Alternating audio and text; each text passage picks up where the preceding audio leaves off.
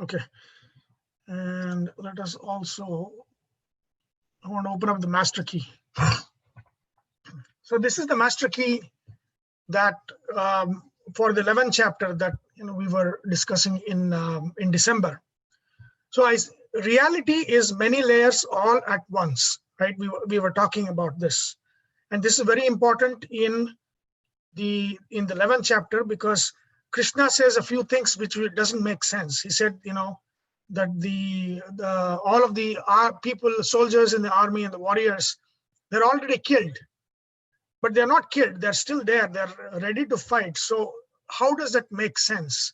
So you have to understand through this layers of reality, and this is depth. This is going deep. Even though I've shown it this way, this is what is appearance. What we see, the physical reality, what we are doing now, it's a physical reality. So that is a reality that we'll see in everyday life. That's the physical reality. And we also say this is Sthula Satya. This is Sthula Satya. That means it is the gross reality that which we can see through the indriyas, which we can act upon through our karmendriyas. That is the Sthula Satya. This is Sthula. But this is Sukshma Satya. As you go behind the reality that there is, I said there is a systemic reality, right? Behind the physical reality, there is a systemic reality. So what is the example of systemic reality?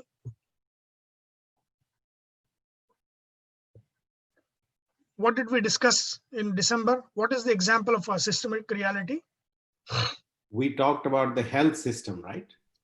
Right. For example, Vata, Pitta, and Shleshma, Kapha. That is, if somebody says, show me Pitta, can you show? You cannot show. You can show the physical manifestation of Pitta. You can show, pimples or rashes. You can show acid reflux. You can show inflammation. But can you show Pitta? You cannot show Pitta, because Pitta is systemic. It's an undercurrent. It's a system of which physical reality, in the case of diseases are the physical manifestation of the underlying dosha system, which is systemic reality. So, and even in the world, sattva, rajas, tamas, the trigunas. If somebody says, show me sattva, I cannot show you sattva. Can I show you manifestation of sattva? Yes. Goodness, knowledge, all of those things are manifestation of sattva. Can I show you manifestation of tamas? Yes. Alasya, right? Excessive sleep, procrastination. These are all the manifestations of tamas. So we can show the physical manifestations of these underlying systems, but systems itself we cannot. It has to be deduced from the physical manifestation. That means physical reality, when it is connected, right? They are not independent events. These are connected events, and that connection is that is the reality that is behind the physical reality. So it is sukshma, right? Sukshma. This is, you can say sukshma. That means it's subtle. That which is not, apparently visible to us. That which we cannot grasp in physical reality. You go one level down that. It is the devatas are the ones that are the devatas are the ones that are manifesting this. Oh, a lot of people are joining. Give me a second. So devatas this is the daiva reality. So this is the devatas, at the level of the devatas. This is also, where, for example, in Jyotishya, when we were discussing a lot of Jyotishya, right? Remember the Kalashtami a couple of days ago, when there was Ashtami Tithi, and so that is the Daiva reality, right? So events were set in motion, and it's not even events that were set in motion. It is a situation. It's like this, right? When they say it's very dry everywhere, don't light sparks or don't do fireworks, which means if there is any fireworks, it might get out of hand. So Kalashtami is that. It is a situation around us is very inflammable. So be careful, right? So it is not events in that sense. It was situation that manifests, which makes it easy for things to get out of hand, right? So that is, again, those are Daivik realities. And then, like just like if there is a disease, there are symptoms. We have omens, right? The shakuna, the omens, so that that you see before things happen, right? We'll say I'm going out for something, and suddenly I see a white cow, or I see something. So that is a shubha. It's a good thing. Of course, if Texas Goshala, they see it every day, it becomes nitya karma. So that's nothing special there. But if something out of the ordinary happens, it can be either good or bad. But that is at the level of events in motion. That means, just like, if there is something bad in terms of disease, you get headaches. So those are symptoms of an underlying root cause. But and that's the, like when you go out, the shakuna that you're seeing, the evil omens or the good omens that you see, those are those kinds of headaches and twitches, that happens when it comes to diseases. And then there is a full-blown manifestation of the event itself. So event itself are not just happening. They are coming from a deeper reality, a deeper layer of reality, systemic layer, Daivik layer, and finally, the event conception itself. This is timeless. The Paramarthika reality is timeless.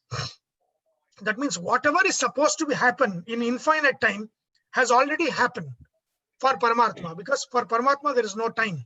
There is no kala. He's kala atita. So if it's kala atita, that means there is no time. Everything has already happened in that sense, in the event conception level of reality. That's the deepest. And this is the vision of Arjuna.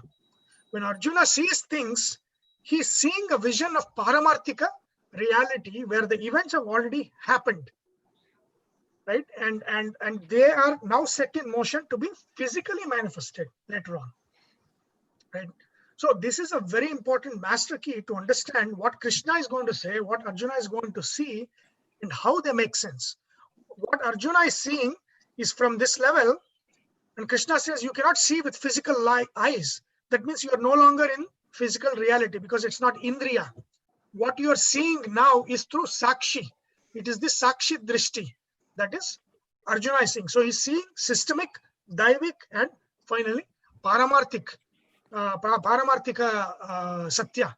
That is going to happen, where the events are conceived, set in motion, and then finally gets manifested in physical reality at different times. So that is what he's seeing. Sunil, in terms of the time period of events set in the system and the effects being seen in the physical realm or physical reality, how does that tie back to the event in motion that was set? So sometimes you see that the Daivik motion set in action will have an immediate impact on the systemic reality, and then it has an immediate impact on the physical reality. In some instances, these are not exactly in the same time. Yes. So how do we look at it from that? Why are certain Daivik events showing an impact very quickly through system reality and physical reality? Why some Daivik events, most Daivata related events that are set in motion, do not show that? Right. So again, there is no reason. I'll give you an example, right? In Jyotisha, so there is a Phala Jyotisha where they look at the birth charts and describe to you, depending on dashas and all of those, what approximately what kind of situations will be there in the future. Right. But there's also something called as Prashna Sastra. That means at any point of time, somebody can ask a question. And if you look at the chart for that question, the chart will have an answer for that question that was asked. So this is the chart at the time of question, right? So at any time, whatever is generated or is born or conceived at that time, that has a certain thing, the certain influence that it takes with it, right? For example, let's say you say, hey, I had a diamond ring, I lost my diamond ring, will I get it back? Let's say, for example, right? That is a question. Yeah. So, and it has to be completely random. It cannot be, you don't call me and say, I'm going to call you back at 11:30 and I'm going to ask that question. If it is not non-random, it doesn't work. It has to be random. Right. It has to be out of, it has to be a chance thing, right? So let's say you say, I've lost my diamond ring. Will I get my diamond ring? And you call me with that question. So now let's say if I put a chart for that, if I cast a chart for that, Right. that chart will show the value of the ring. If it's stolen, who has stolen it, or at least what kind of people have stolen it, where it is now, and if you are going to get back. And if you are going to get back, certain grahas, for example, each graha has a certain time period. Chandra is a fast moving planet, right? So if it is Chandra, that indicates that you're going to get back. That means it will be got back very early. It might be, in the next 15-20 minutes. It might be in the same day. If it is Shani, it's the slowest moving planet, it will tell you that you will get it back, but it will take years before you find it. There are situations where you have lost something and you're completely forgotten about it, and one day you open some box and it's there. Right? It has taken many years, but then you still got it back. Right? So again, those are all the things that is indicated. And the question will tell you exactly how that is going to be manifested, whether it's going to be a fast manifestation, or it's going to be a slow manifestation, or it is lost forever. Right? But again, it is, how do we know? We don't know. I mean, in the stula level, we'll never know. In the sukshma level, through the chart, Prashna Sastra, you might know that it's going to manifest fast or slow. If a random question is asked, or if somebody has, when somebody does sadhana, their intuition opens up to perceive these levels. Of course, this level is jnani, like Indra, Indra and above. But for normal people, I'm saying, when they do the sadhana, they're opening up the intuition to intuit systemic level, and then more daivic levels. You see that things are going to happen. And sometimes what happens is, I was reading something yesterday. There are people who have not done any sadhana. They have the natural gift to perceive this, right? They'll see that in their dreams, or they'll see that in their daydreams.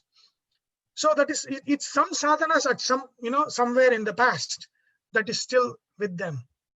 And that power to intuit the deeper levels of reality, is what brings them that power.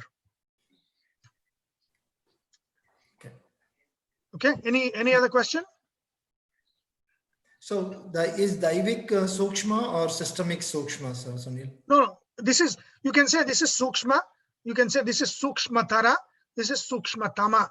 That means the most subtle is this. Okay. Subtler and subtle. Gross. Like that. Right? Even in gross, see, there are levels in gross, right? Yeah. Look at in the gross, Akasha is subtler of the gross. Vayu is a little subtler of the gross. When Agni comes, and then when Prithvi comes, it's the grossest of the gross. Yeah. That Because means Prithvi is something you can touch. All of those things, right? So Akasha is it's subtle.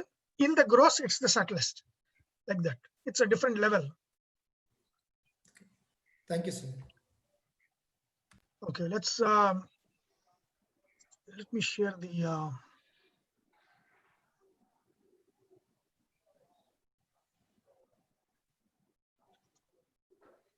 one second.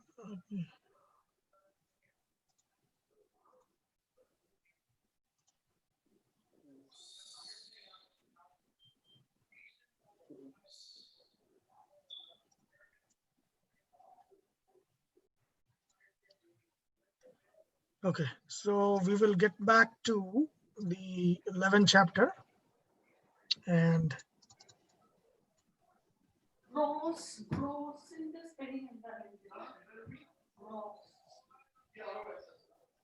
we will get back to Arjuna Vacha, right? From here, from 15, right? Arjuna Vacha.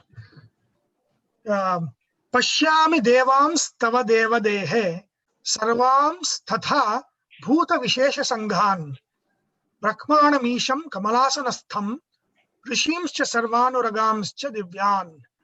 So, like I said last time, hopefully many of you were able to catch the Matrix, the climax scene where everything are zeros and ones, right? So this is the revelation. Suddenly there is Vishvarupa darshana, and again, when the Vishvarupa darshana happened to Arjuna, for others they were all at gross level. See, Arjuna was the one who had the Divya Chakshus. Divyam Dadami Chakshus. So he is looking at it through his Sakshi Chakshus. So all the people in the army that are there assembled to start the war, they have Stula Chakshus. So all they are seeing is just, things are delayed, why nobody is moving. That's what they are thinking. They're seeing an army in front of them, but nobody is doing anything. Right? So for them, that's what is going on. But Arjuna, he has this antardrishti. He has this sakshi drishti. And through the sakshi drishti, he is seeing this Vishvarupa darshana. And then suddenly it's revealed to him. He says, Pashyami devams tava deva dehe. In your deha, right? You can also take this as single word, deva deha. See, in Sanskrita, divi kridayam is the dhatu. Dev, which is also, remember, it's also the root of English divine, deity, day, right? Night and day, dios. All of these things comes from div. It's the same root as div. As it means light, it means, kridayam, that means playfulness. So playfulness here means that which is unbound, completely free. Divik kridayam. Divuk kridayam is the dhatu. So here, deva dehe means whose the form that is seeing, it's not manushatanu. It's not like a body like me. It's a divine form. It's a divine form. And I'm seeing what? Pashyami. I'm seeing in this form, what I'm seeing? Bhuta Vishesha Sanghan. I'm seeing groups of all of these creatures, creation, all of creation, all at this one place. I'm seeing this. He says, what does he see? And then to his focus, he says, first I see Brahmanam Isham Kamalasanastam. On Narayana, he sees Brahma, the Chaturbhuka of Brahma, the creator, the father of the universe, the creator, seated in Paramatma, in Krishna. And then he says, Isham, Shiva, is on the lap of Brahma, also in Kamalasana. So he sees Brahma first, the foremost of all the divinities.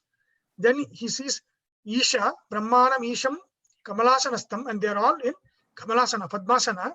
And then he says, I see all the devas also. It is inherent because, on the lap of Shiva will be all of the deities, Indra downwards. All of them will be on Shiva. And then Rishimscha. I see all these Sapta Rishis, Maharishis, Deva Rishis, all of these Rishis I see. Sarvan. Then Urugamscha Divyan. Divya Uruga. What is Uruga?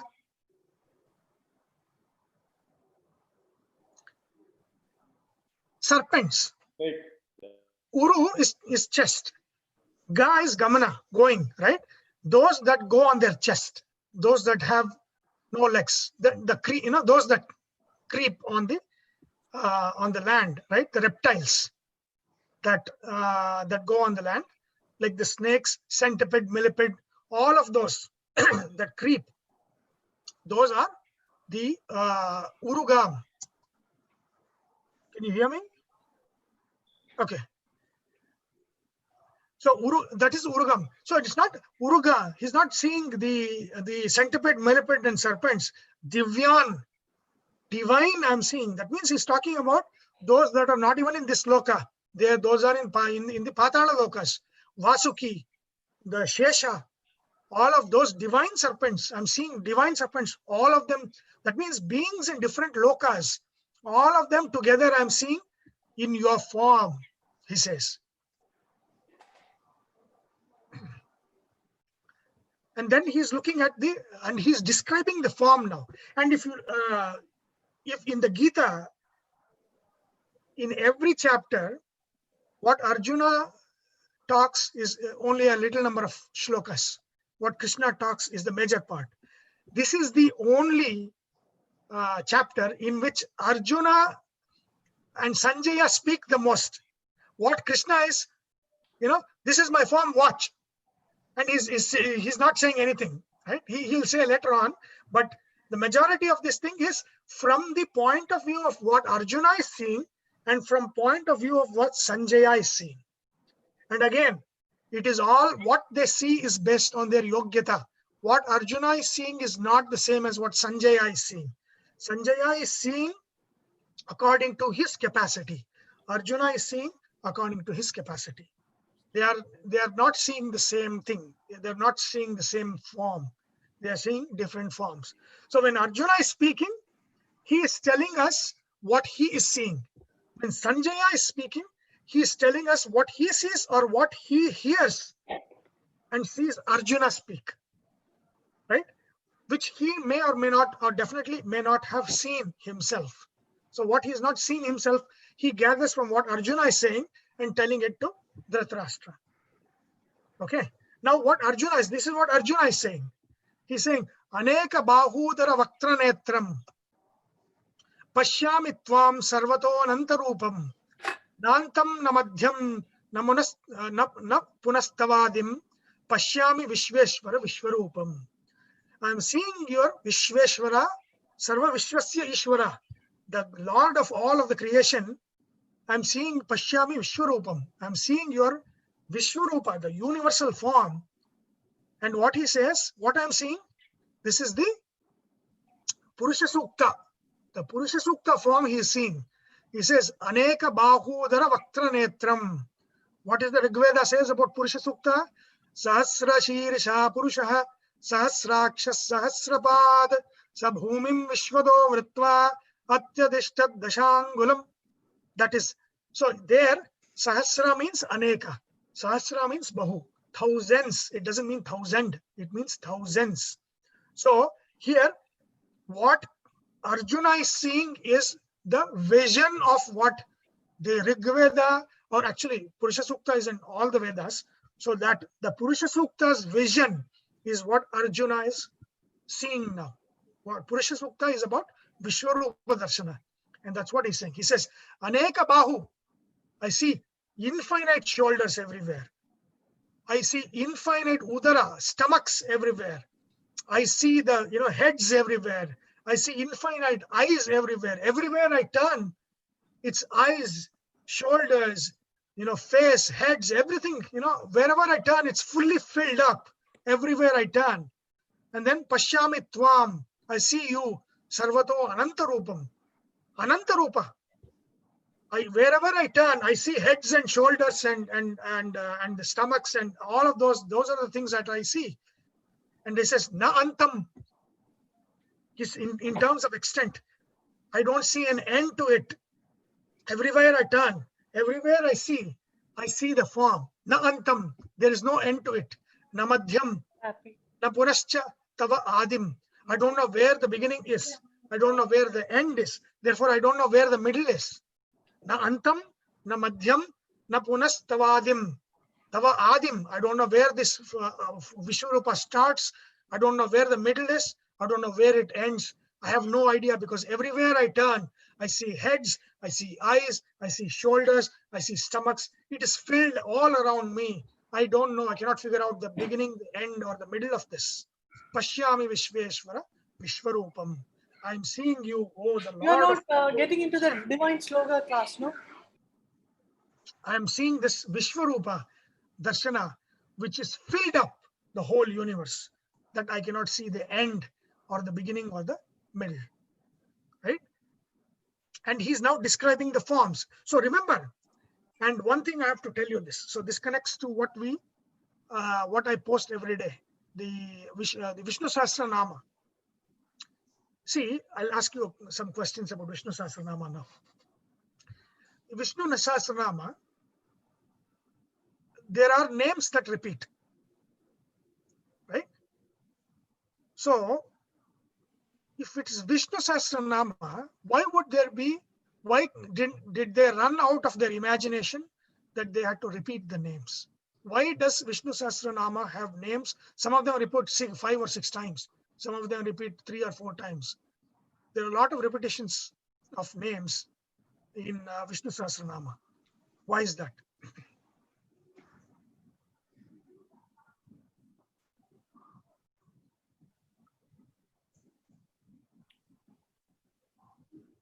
Do they have different meaning when you look at them? No, it's not just meaning. See, if you look at Dashavatara, okay, Matsya, Kurma, Varaha, Narasimha, Vamana, then Rama, Krishna, Kalki, Buddha, Kalki. So there are 2 Ramas. But one is Parashurama, the other one is Bhargava. One is Bhargava Rama, one is Raghurama. So that means the name is 2 forms, and therefore there is no Punarukti dosha. That means the Vishnu Sahasranama is name of thousands of forms. And therefore the repetition, Avyaya, if it repeats many times in the Vishnu Sahasranama. So Avyaya in one sloka and Avyaya in another sloka, it's not the same. It's not the 1,000 names of one form. It's 1,000 forms with 1,000 names. Actually, thousands of names, because each name has some different meaning, levels of meanings, and each meaning is a different form. Right? So why is Vishnu Sahasranama? Why does it have repetitive names? Some of the names are repetitive because they are different forms. Even in Krishna Avatara, there is 2 Krishnas. There's a beautiful mantra in the Vayustati, Yabhyam Shushrushu Rasihi Kurukula Janane Kshetra Viprodhitabhyam Brahmabhyam Brahmitabhyam Chitisuka Upusha Krishnanamaspadabhyam Nirbhedabhyam Visheshat Vivachana Vishayabhyam Ubabhyam Amubhyam Tubhyam Cha Kshemadebhyah Sarasija Vidasan Lochanebhyo Namostu. Krishnanamaspadabhyam, it says. That means there is Krishna. What are the 2 Krishnas? One is Krishna, Kurukula Janane, Kshetra Viprodhitabhyam, Kshetra and Vipra. There is Kshetra Krishna, Vipra Krishna, Vedavyasa. Vedavyasa is also Krishna.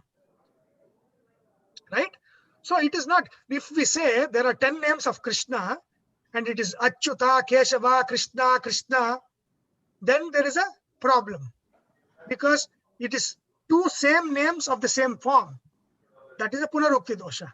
But when I say Krishna refer to Kshatriya Krishna and Krishna referring to Vipra Krishna, that is 2 Krishnas with 2 different forms. One is Vedavyasa Krishna, one is Yadava Krishna. Right? So that is how Vishnu Sahasranama is. Vishnu Sahasranama is the thousands of names of this Vishvarupa. Whatever we are studying in Vishnu Sahasranama every day, it is one form that we are invoking every day that is shown in the Vishvarupa darshana that Arjuna is seeing. Right? And that one name, the different levels of meaning are the same name for different levels of forms, different forms. So it is not 1,000 forms, it is thousands of forms. That is why Arjuna is seeing thousands of forms around him, and each of them has these different names. Right? That's very important to know. Vishnu Sahasranama is not 1,000 names of one person. It is 1,000 forms, and therefore The name repetition is okay, just like Krishna, Krishna, or Rama, Rama is okay for Parshurama and Bhargava, Raghurama. The same way, Yadava Krishna and Vyasa. The same way, different names, repetition of names in Vishnu Sahasranama refers to different forms in this Vishvarupa darshana. Okay, so very important to know. So all of these are tied. The 11th chapter is tied to the Purusha Sukta. It is tied to Vishnu Sahasranama. All Vishnu Sahasranama is describing each of these forms with the names, what they are. Purusha Sukta is a description of that form. And then Arjuna is the experience of that form.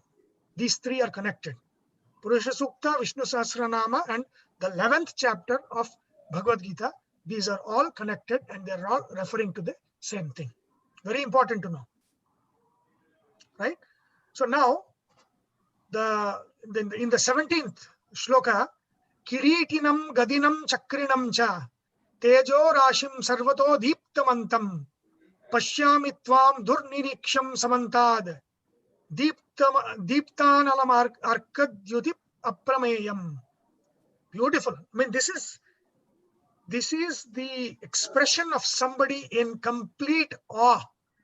This is in complete awe. That is why the meter, the prosody is changed to Trishtu, right? It has gone to Trishtu. And it is just coming out of Arjuna. And of course, Arjuna did not say that in mantra form, but the change in the meter is Vyasa's way of telling us that it is just awe that is coming out, now from Arjuna. He says, Kiritinam.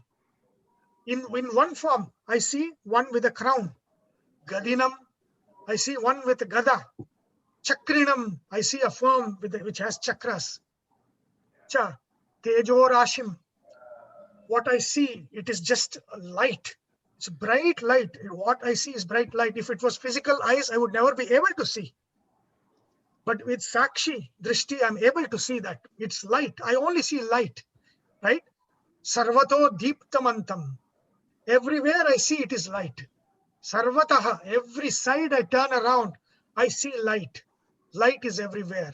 It is tejas. It is lit up everywhere in every direction I see. I see crowns, I see gada, I see chakra, I see the light in every direction I turn. Then he says, Pashyami Tvam, I see you, O Paramatma. Durniriksham, the form which it is a form that is not easy to see. Durniriksham, that means it's not easy to see, right? In both ways. Durniriksham means it is like with physical eyes, can you see the sun? You cannot see the sun with the physical eyes. That is Durniriksha. Surya is in a very gross sense of that word. Surya is Durniriksha because of the brightness, you cannot watch directly the sun. So it's Durniriksha. And also in the spiritual meaning, Durniriksha means if we do not have the punya to see that form is Durniriksha. It's not somebody for everybody to see. It is only who have done the sadhanas, who have that karma in them, that are the ones that are able to see. That's so in both ways it is Durniriksham, right? Samantat, in all sides. Every side I turn, it is like, I'm seeing the sun, not just sun, it's suns. For lack of, similarities or metaphors that you can use, it is like all suns together. But again, it's more than that. But it's something which is very hard to see, both physically as well as punya. You need punya and karma, the satkarma, to see this.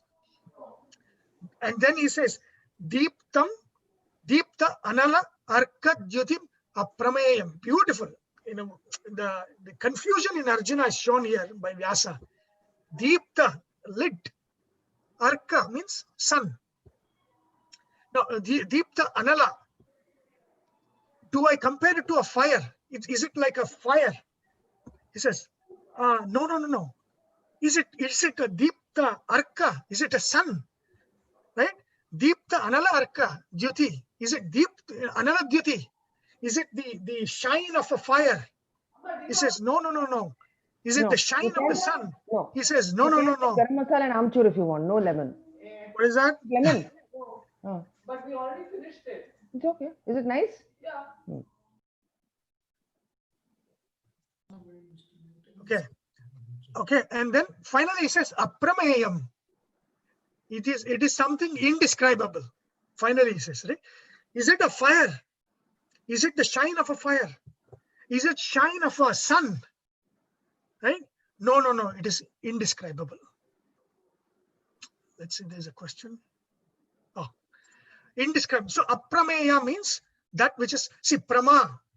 See, if you look at, the means of knowledge, there is pramana, the means of knowledge. Pramana, prameya, right? And pramatru, that is the one who is perceiving, is the pramatru. Prameya is the object of knowledge. Pramana is the means of getting knowledge. Right? You have three pramanas, pratyaksha, anumana, agama pramana. That means it's a means of getting knowledge. Knowledge of what? Of the prameya, the object of knowledge. So aprameya means he who cannot be object of knowledge at all, fully. That means he's saying, do I say that you look like a fire? Is this shine like a fire? Is this shine like a sun? No. It is an indescribable tejas. Right? That's beautifully put together. Deeptam analarka dhyutipma prameyam, he says.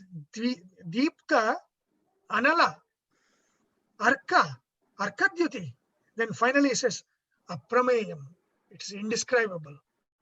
I cannot see, using these things, it's like telling himself, Arjuna, are you fooling yourself? Are you describing this comparing this to a fire? Are you comparing this to a sun? No. This is indescribable. This is indescribable duty. So that is the bhava that he is bringing in. Beautiful, right? Kiritinam gadinam chakranam cha tejo rashim sarvado deeptamantam pashyami tvam durniriksham samantad deeptanalarka dyutip maprameyam. Okay? Any questions so far? Yeah, there is a saying, the people who experience, they cannot express it.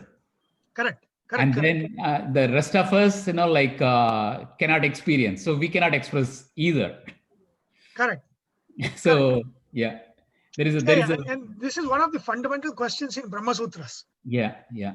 See, if Paramatma is aprameya, then how will words describe him? So what is the use of Vedas, Upanishads, Puranas? Yeah. Right? Yeah. So it says the ikshater na shabdam. Om ikshater na shabdam, it says. That means because Paramatma is an object of perception, Jnanis do experience Paramatma. Mm-hmm. Therefore, he is describable, yet in a very limited sense. Yeah.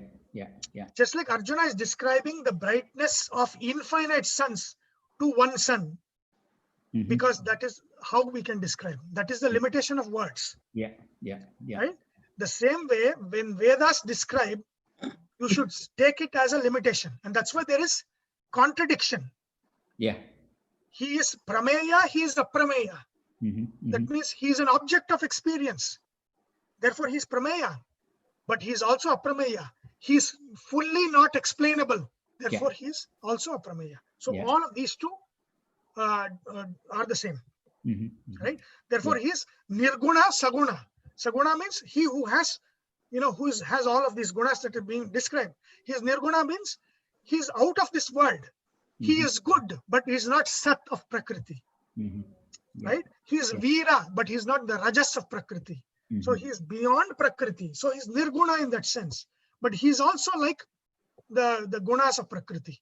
Yeah. So it is very hard to describe, and therefore has to be described in contradictions. Yeah. It is recorded in all documents also. In Tamil, they say, Kondavar, Vindavar, Kondilar. That's the translation is what I said. Those people. What does it mean? Those people who experience, they cannot say it. And then those people experienced, they are not there to say. Like, they are not there because, like they are in a different world, right? Like, correct, all the jnanis are in the different zone of thinking.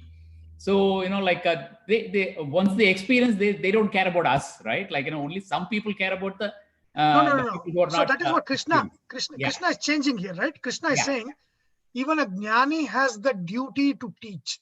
See the problem there will be, right? If all the teachers are inexperienced, what will happen to the future generations? So you need people who have crossed over to be able to communicate that to others who are looking to cross over, right? And therefore Krishna says jnanis also have the duty to teach. Okay. Otherwise, all we are hearing is from ajnanis like me, right? Then that will become the parama satya. You want the people who have experienced. That's why it's called anubhavis. Anubhava. That means those who have experienced it. When it comes from them, there is a weightage. Anubhava leads to anubhava. Anubhava is the weightage, the bhara of experience. And you need teachers that teach, that who have experience in this. Not somebody who has read, with Sanskrit dictionary, the Gita. It is only to an extent you can say. But really to communicate, you need to experience. True. That's why Gita opens up in different levels, because as you go higher level, Gita's deeper and deeper levels open up. And they say, every time you study one of these texts, whether it be Gita, Puranas, it can, Rig Veda, they say Mahabharata has at least a minimum of 3 meanings. All the Rig Veda Suktas have minimum of 10 meanings. Wow. Right? And why minimum? That is minimum. And how is that? Once you experience, those different level of meanings open up. Correct. The different levels of meaning open up only when you experience. And I had given an example sometime back about the Lakshmi Bija. You know what is the Lakshmi's Bija Akshara?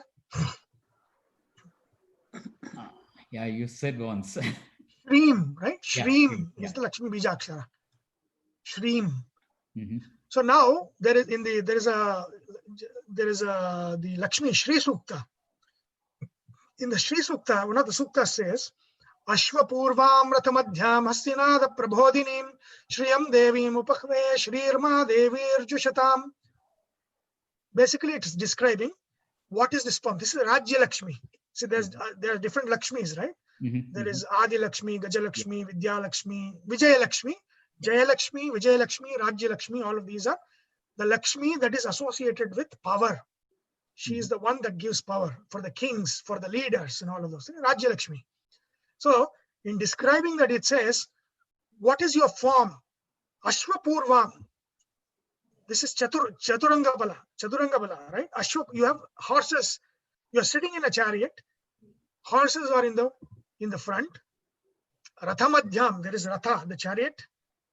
Ashwa Purvam Ratha Madhyam. Hastinada Prabhodinim, and then the elephants are are trumpeting. The elephants are trumpeting, right? And then I pray to such Rajya Lakshmi of this form. I invoke you in this form, Rajya Lakshmi. So this is a description of a Rajya Lakshmi. But then when you go to a next level, a deeper level, to a Jnani, another level opens up. This is a description of the Shri Bija, right? The Vyanjana, consonant, the first consonant in each together makes the Bija. Ashva Purva, A is Swara, Sha is the first consonant, right? Ashva Purvam. Okay. In the Ratha, Ra is the consonant. Oh, wow. Right? And he says, in the Hasti, Nada, you have to take the Nada. Im. So, if you take that, what happens? Sha, Ra, Im, Shreem. It is embedded in it. Wow. So, this is not something somebody can take a dictionary and read it. This is experience. This is another level So like that, in Rigveda, there are minimum of 10 levels. Wow. Right? After that, you don't know. I mean, Brahma, what Brahma reads in the Vedas is much more than what we grasp from it, even after Mukti. Right? His sadhana will open up thousands and thousands and thousands of senses to Brahma, to Prana, to Shiva, but not to us. Yeah. For a rishi, it might open up 10 levels. Right? So it is everything is embedded in it. Yeah. Right? So experience opens up the doors to the depths of what is embedded in all of these things. So it is very, and that's why, I am very much dead against people who say, jnanis, they don't care about others. No. And it is completely against what Krishna himself has said. Jnanis have a sacred duty of communicating their anubhava to those who are still struggling with difficulties.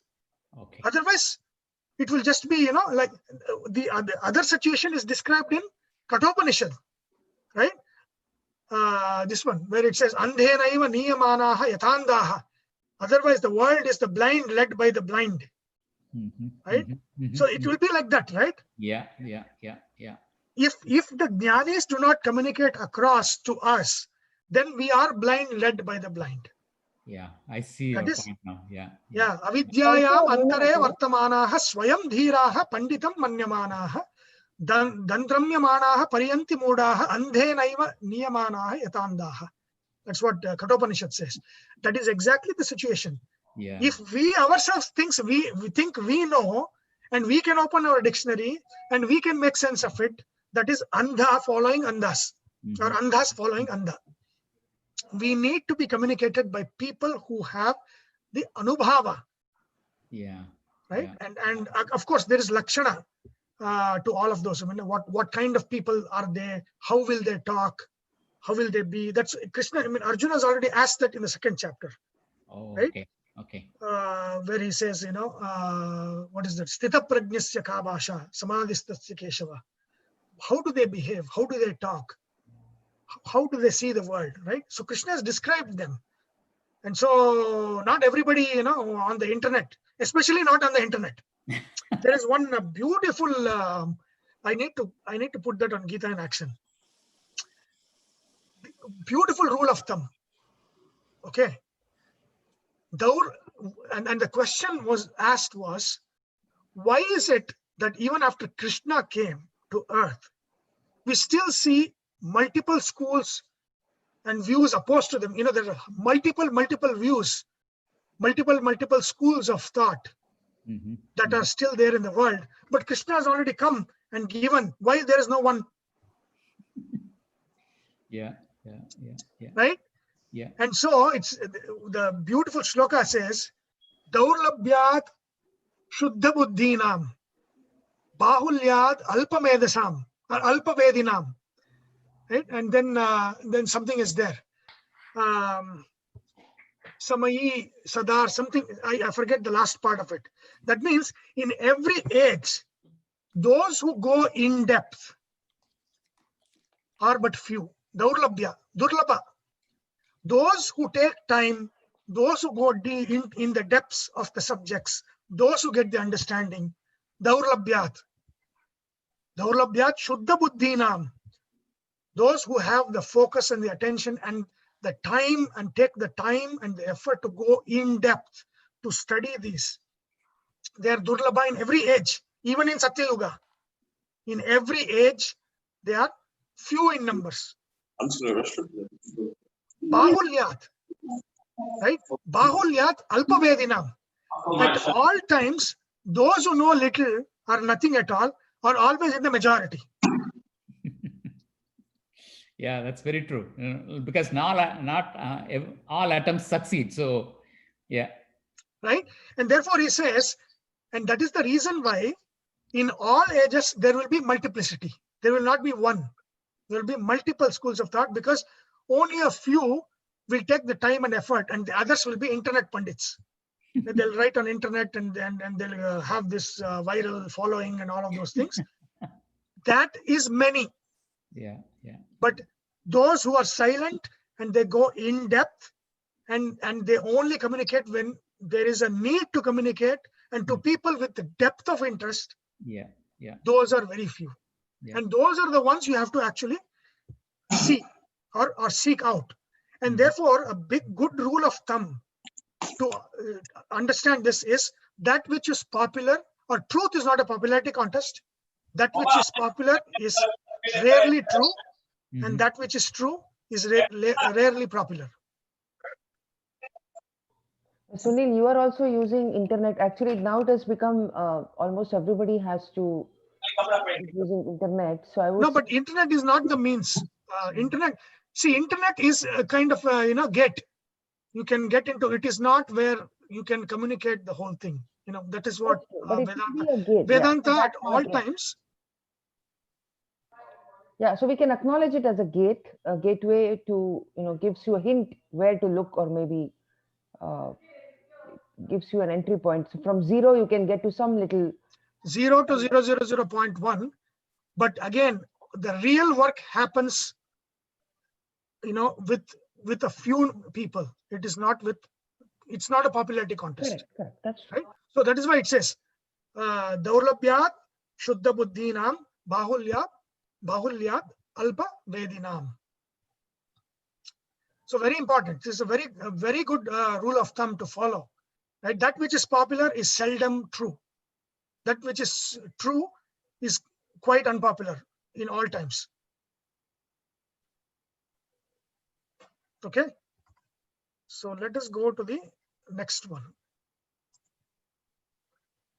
So we finished 16th, 17th, and 18th. We are in 18th shloka. Tvamaksharam paramam veditavyam. Tvamasya vishvasya param nidhanam. Tvam avyayah shashvata dharmagopta. Sanatanastvam purusho matome. So now he is saying what this form is about. What I understand. So this is Arjuna's understanding. What I understand, what I am getting through my sakshi drishti is this. Tvam aksharam paramam veditavyam. Tvam aksharam paramam. What is akshara? I think it wasn't it today's Vishnu Sahasranama?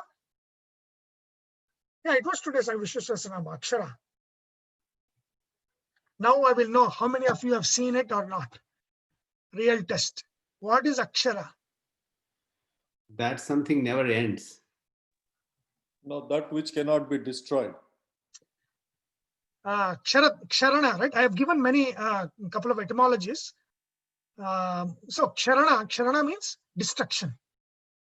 What kinds of he's akshara parama. What is parama akshara? Absolutely indestructible. That means what is the difference between indestructible and absolutely indestructible?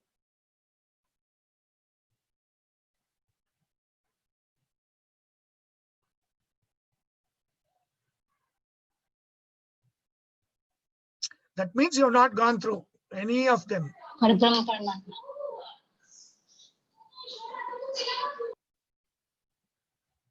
Oh my goodness.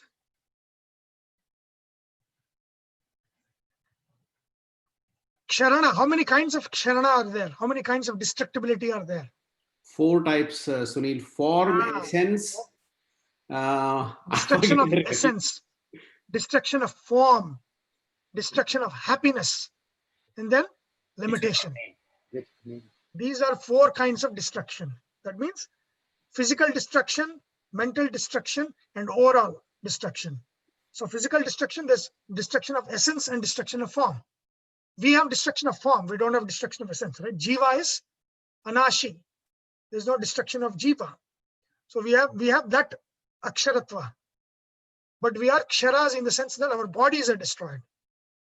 Right? So we are not akshara in absolute sense. We are also kshara because we get dukkha praptihi. Right? And we are also apurnas. We are limitations. And therefore, we are anashin.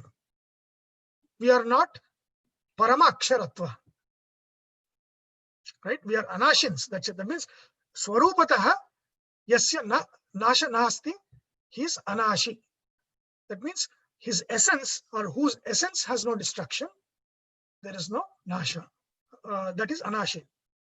Whose form and essence has no destruction, for example, is akshara also. Lakshmi, Prakriti is akshara, right? And then whose dukkha is also gone, that is also akshara. And who is also infinite without any limitations, he is paramakshara. He is absolutely indestructible, means he does not have four kinds of destructions. There's no destruction of form, there's no destruction of essence, there's no destruction of happiness at any time, and there's no limitation at any time. He who doesn't have these kinds of four kinds of destructions at any time, he is parama akshara. Right? So here it says, Tvam aksharam paramam. You are parama akshara. Tvam, you can also take parama to veditavya. You are paramam veditavyam. You are the highest to be known. Right? Among things to be known, if you prioritize, you are the highest to be known. Not what we are doing today. We know about the world and we prioritize philosophy lower down in the totem pole. But what Arjuna is saying, you are paramam veditavyam. You are the highest to be known. You are the highest one to be known. Tvam asya vishvasya param nidhanam. What is nidhana?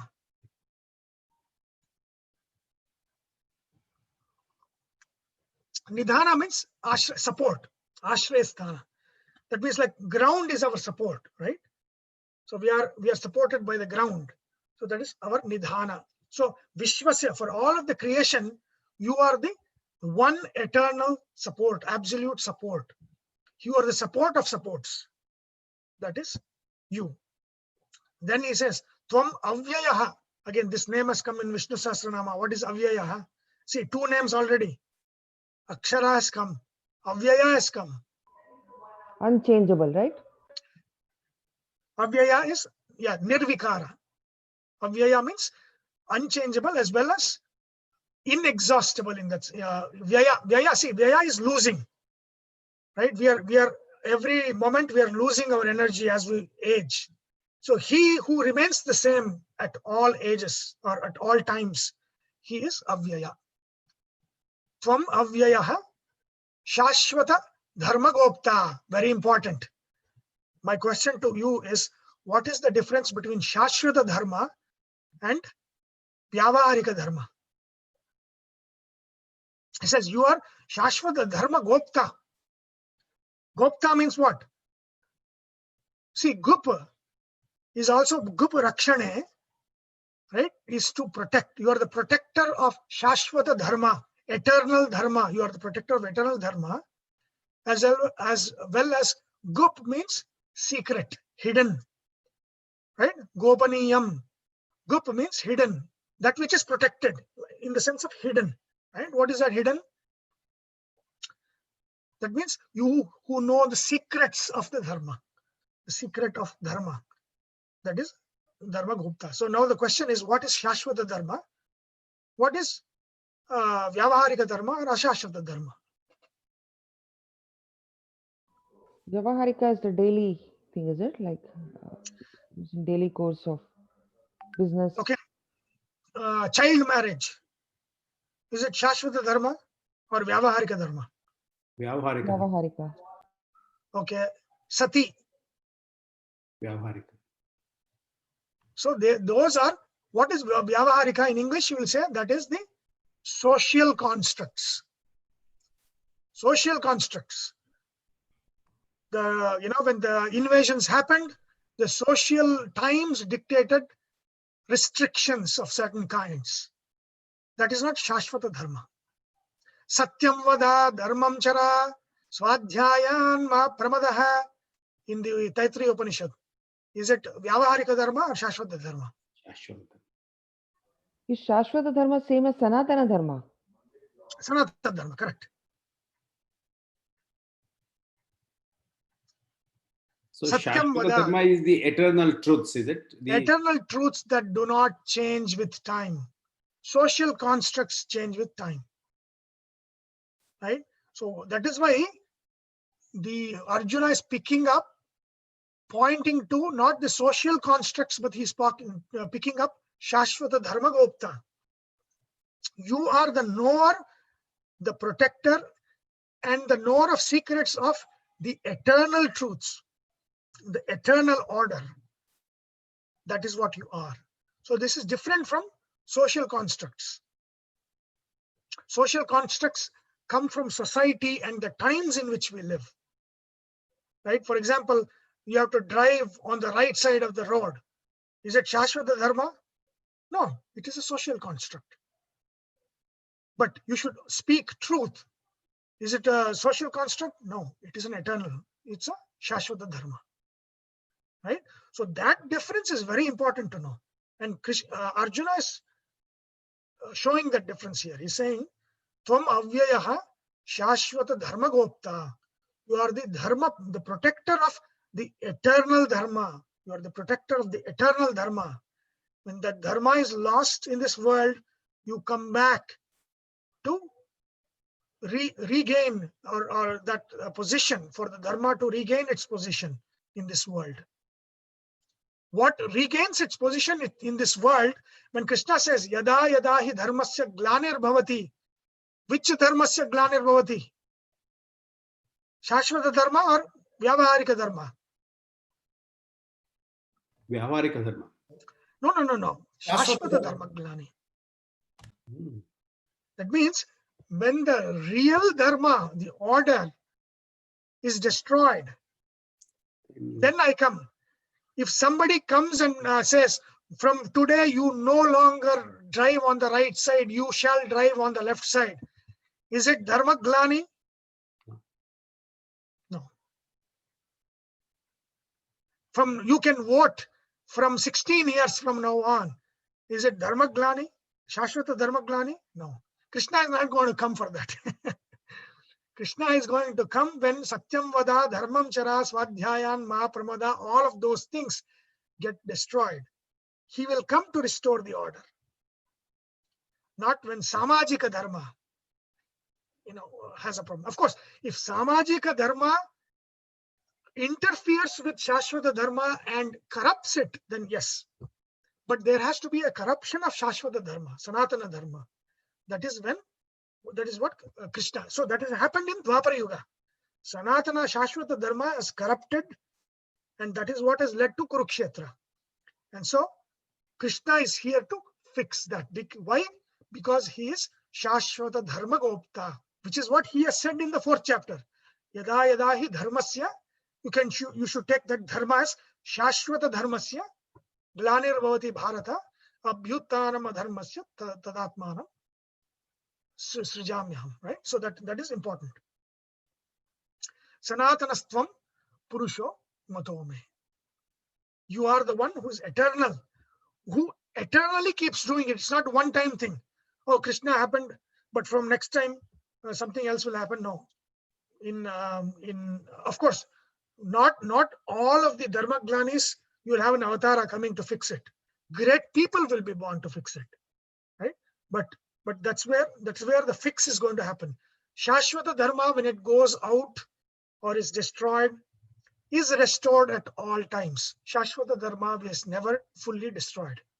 So that is what Arjuna is saying, and that's what Krishna said in the 4th chapter, and Arjuna is saying that when he's seeing the Vishvarupa darshana. Got it?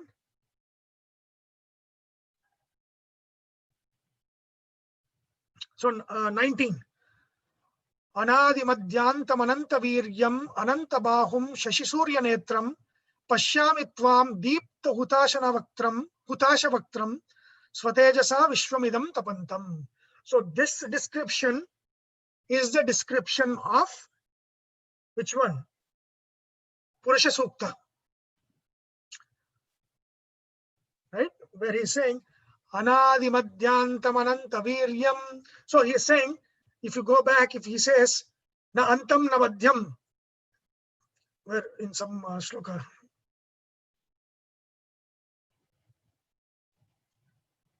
See here, he says, na antam na madhyam na punastavadim.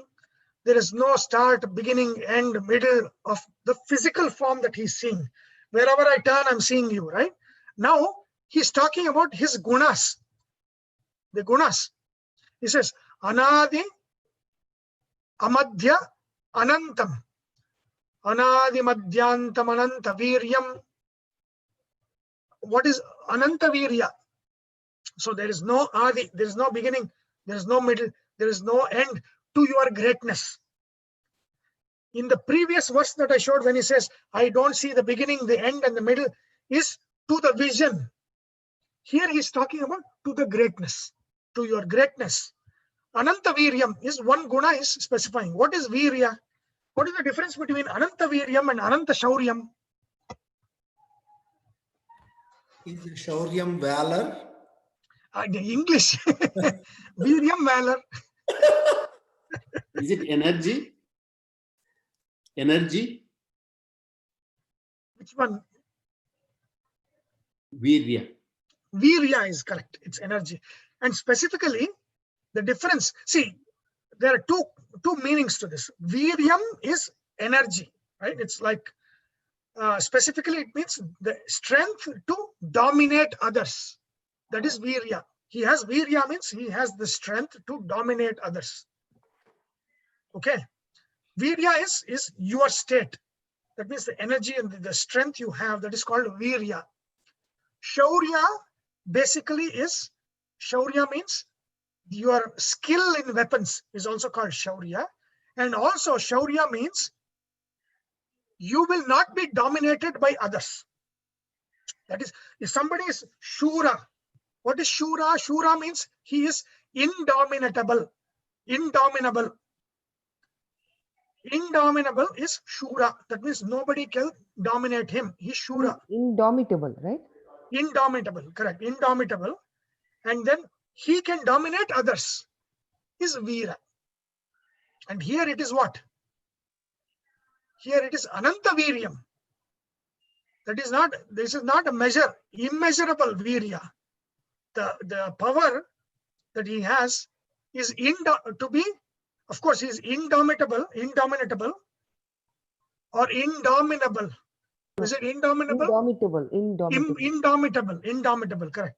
Indomitable is Shura, is Ananta Shura, Ananta Shaurya, and Ananta Virya also. Ananta Virya means he who has the strength to dominate all of creation at all times. That is Virya Ananta also Virya. used for semen and all that, like sexual energy or something? What is that? Hold on. No, Virya is also used to denote sexual energy or Correct, something. correct. Yes. Semen. Virya, no, that is Shukra. So Shukra means semen. Virya means potent. No, I've seen Virya being used like that also. I mean, when I was reading. No, in popular lingo it is used, but it doesn't mean that. Okay. Virya means potency, which also means, that you have the ability to reproduce. That is potency, right? The ability to reproduce is also potent. That is also Virya. So that's what they say, that when you meditate, you have to ensure that the Virya's direction, you make it go up and that converts to ojas or something. Correct. So that is the urdhva retas. Retas means semen. In Sanskrita, specific is Shukra. Retas means semen. Urdhva retas means turning it around, upwards. Turning it upwards. Like, Shiva is called Urdhva retas. When he becomes Dakshinamurti, he's Urdhva retas. And so then he becomes, and that's why when, in the topic that somebody asked, about the Shukra Asta, Shukra Udaya, right? Tanu asked about that question. So when Venus goes behind the sun or in front of the sun, when you are seeing it as if the Venus is gone into the fire of the sun, right? If you look at Purana, what happens to Shukra? Shukra wants, Mrita Sanjeevani mantra and Mrityunjaya mantra. So he goes into the body. Shiva eats him. He goes into the body of Shiva.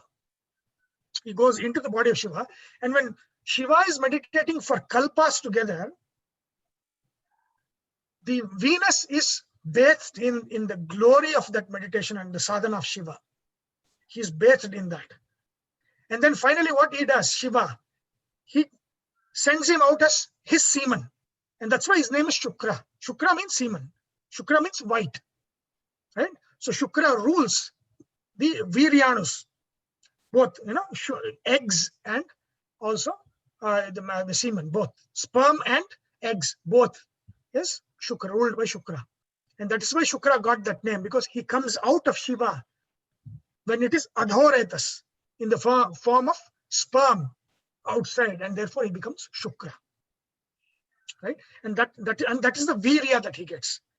And that's why the morning or the evening star, when he emerges out of the combustion from Asta, will be, which is the most brightest planet, Graha. Venus. It is Venus. Venus is the brightest. So he has the glory of Shiva's meditation that he gets. And that's when he gets Mrityunjaya mantra. So Venus as an evening star, when you see that, you meditate Mrityunjaya mantra, it is multiplied by thousands of times is the power of that. Because that's when he has got it. Okay? Anadi Madhyantam Ananta Viryam. Ananta Virya. So that means it is an Upalakshana. So Ananta Viryam, Ananta Shauryam, Ananta Jnana, Ananta, whatever Ananda, whatever Guna is there, Ananta Akshara, you can Vishnu Sastra add Ananta to the Ananta Vishwam, Ananta Vishnum, Ananta Vashatkaram, Ananta Bhuta Bhavya Prabhu. That is all him. It is each of the Gunas. It is Ananta. No Adi, no Anta, no Madhya, Ananta Virya. And then he says Ananta Bahu, Shashi Surya Netram. So now he is describing the creative aspect of the Purusha Sukta. Right? Shashi Surya Netram means what? Whose eyes are the creators of sun and the moon. He who has sun and the moon as his eyes means, in the Purusha Sukta, it means Chandrama Manaso Jataha, Chakshus Suryo Ajayata, Mukhad Indrascha Agnischa, Pranad Vayurajayata, Nabhyad Asidantariksham, Shishnos Jau Samavartata, Padbhyam Bhumir Dishashrotrat, Tata Lokama Kalpayan. How the world was formed.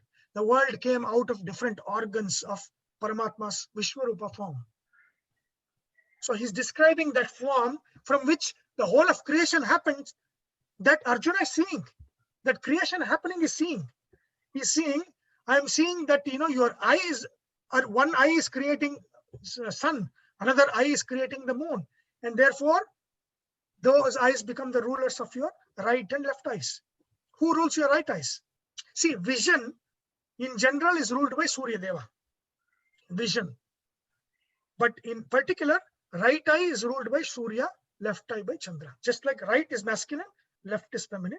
So feminine is moon and masculine is sun. So Surya is the masculine part and Chandra is the feminine part.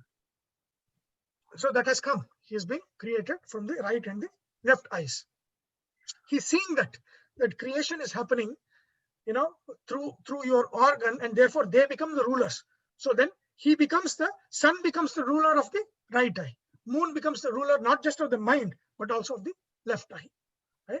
Shashi Surya Netram, Anantabahum, Pashyamitvam, Deepta Hutasha Vaktram. Then I'm seeing your mouth, open mouth. Deeptam, it's lit up and has what? Agni in it. And therefore what? Agni rules what?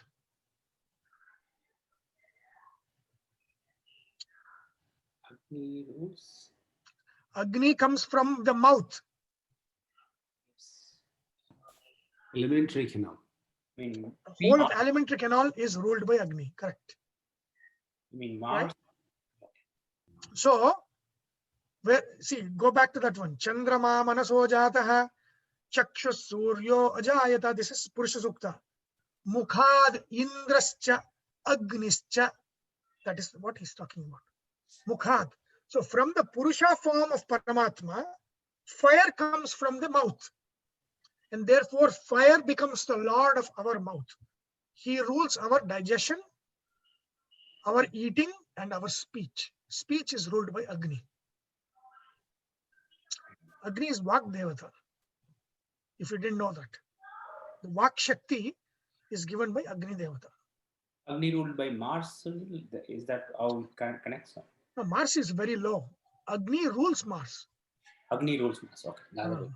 Yeah. Grahas are very low. Other than Brihaspati, all the grahas, of course, Surya, other grahas are very low in the totem pole. Lower the chain. Yeah. Speech, digestion, and Speech and digestion. and one more, no? What? Speech. Vak Shakti. Yeah, Vak Shakti. Speech and digestion. Okay. I thought. Yeah. Did you say face also? There's a what? Face. No, mouth. Oh. Mouth. Okay. So he is seeing that form. Arjuna is seeing the Paramatma's form where he's that the Purusha Sukta where that is created. The creation is happening. Again, this is vision. So this is not happening physically. It is not like Paramatma will be sitting here and then he puke and then Agni will come. This is through Jnana Chakshus. This is the awareness is seen in Sakshi, not in the physical manifestation. Very, very important. The Purusha did not puke and Agni did not come out of that. Just like in the movies they show, like, he'll do like this and the sun will come out. Not like that. There's one form and from that eye pops out the sun. No. This is all in the domain of Jnana Chakshus. Sakshi's visions. These are visions. These are not in the gross level. This is not at the gross level. This is not the physical cause-effect creation that Arjuna is describing. This is Sakshi. That will be physically manifested in the way it has to manifest. Okay. What this is telling is what organs these graha or these devatas will rule in animals. If sun comes from the eyes of Paramatma, he will get the position so he can rule vision for us, for the bhutas, for us. When Agni comes out of the mouth of Paramatma in the Sakshi Darshana, not physically, in the Sakshi Darshana, he sees it coming out of the mouth. That means he will be the ruler of, it's called as Vaishvanara Agni. That means the digestion power is called Vaishvanara. And then the ruler of speech is Agni. So he'll become the ruler, the position of ruler of speech for all of the bhutas around us or in creation. Right? That is what this means. So Sakshi Darshana is the experience you mentioned, right? Correct, experience. Because remember, Krishna is saying, hey, you cannot see all of these with your eyes. I'll give you special eyes. Divyam dadamite chakshu, right? That is Sakshi Darshana. That means it is a vision. It is not physical seeing. It is not, you cannot see that in the eyes. Because what you see in the eyes is what? It's the gross reality. This is happening 2 levels before that. Yeah. In depth. We are going peeling the layers now. Yeah. We are going below the in-depth and removing the physical layers, systemic layer, daivic layer, and we are going into Paramarthika Satya. Got it? Yes. Yeah. Okay. Swatejasa Vishwamidam Tapantam.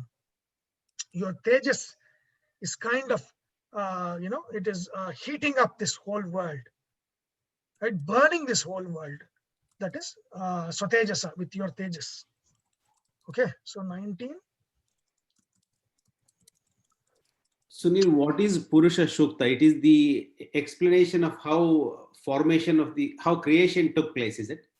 Yes.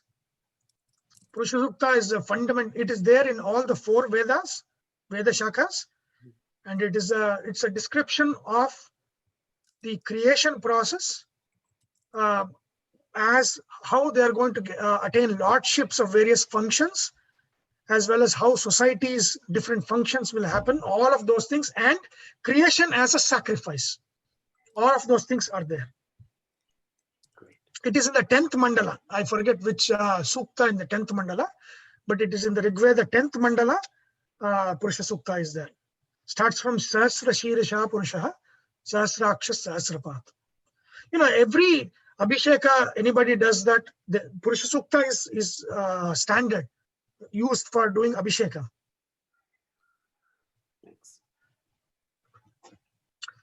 Okay, 20. Dhyava prativyor idamantaram hi vyaptam tvaikena dishascha sarvaha drishtvad-bhutam rupamugram tavedam lokatrayam pravyatitam mahatman. He's saying, Dhyava prativyor idam antaram hi. He's saying, Dhyava, dew, sky, and Prithvi. Antaram means, the antariksha, between the land and the sky, the space between those two. He's saying, Vyaptam tvaya ekena dishascha sarvaha. Just one form of yours has filled up this space between the earth and the sky. Just one form, ekena, just one form has filled up. And then the other forms fill up every other space. There is drishtva adbhutam, drishtva-adbhutam rupam ugram tavedam. I am seeing this adbhuta rupa, awesome vision that I am seeing. And what is it? It is ugra rupam. It is not shanta rupam. It is ugra rupam. That is when Arjuna gets the doubt. What is going on here? It is beyond me. See, until now, he is thinking this is a fight for property. First chapter is about an Arjuna Vishada, right? Oh, how can I kill my own relatives and all of those things? How can we do this just for money and kingdom and all of those things? For him, this war has been assembled because Pandavas want to get back their kingdom. And now he is seeing that, oh, no. Of course, Krishna has already told him that. But now he's experiencing that, right? Experience is powerful, more powerful than words. Arjuna is seeing that there is more to it than his own personal agenda. There is some bigger agenda going on and he is nobody in this. So he is understanding that he is nobody. His desires are nothing. He is not even in the picture of some big thing going on. There's a big thing going on and he's not even in the picture. And he says, Adbhutam, I'm seeing this vision, which is Adbhutam. It's awesome vision. It is Ugra Rupam. Tava idam Ugra Rupam. This vision I am seeing is Ugra Rupam. See, even when you are doing prayers, worship, there are three forms. There's a Shanta Rupa, and then there is a Rupa that gives you, like it depends on the mudras that these deities. Why do you think these deities have mudras? Do you think they're sitting like this? No, it is a form that we are invoking. It's not like Krishna is sitting always like this, or Shiva is sitting like this, or no, nothing like that. It is a form in which we invoke them in that form to come into the idol or that we are invoking them into, right? So here there are three forms. One is a Shanta Rupa. Shanta Rupa is the one where you'll see them having this Jnana Mudra, Abhaya Mudra, all of these. That means that they are the ones that form that gives you protection, that gives you knowledge. Those are the Shanta Rupas. That is very good to have and worship, right? And then there are the rupas that are giving you desires, right? Those that they have Varada Mudra, right? The upside down hands, your palm facing down. That is called Varada Mudra, right? Where they are giving abhishtas, right? So that is the Rajasa form. And then there is a Tamasa or Ugra form. This is where Narsimha is like this. and then you see Durga, killing somebody, right? So these are the three kinds of forms of worship, right? So one is the Shanta form, which is actually the most appropriate to worship and to invoke. When we say worship, that means you are invoking that form. So you can invoke Narsimha in the Shanta form. You can invoke Narsimha in the Shanta form. Or when you invoke Lakshmi, you can invoke Lakshmi in the Rajasa form, where she is giving you something, Abhishta Dana. She is giving you something. Or Narsimha in the Ugra form, Ugra Narsimha. Shiva in the Ugra form, Kartikeya in the Ugra form. All of these can be in Ugra form. Kodandapani, Rama in the Ugra form, right?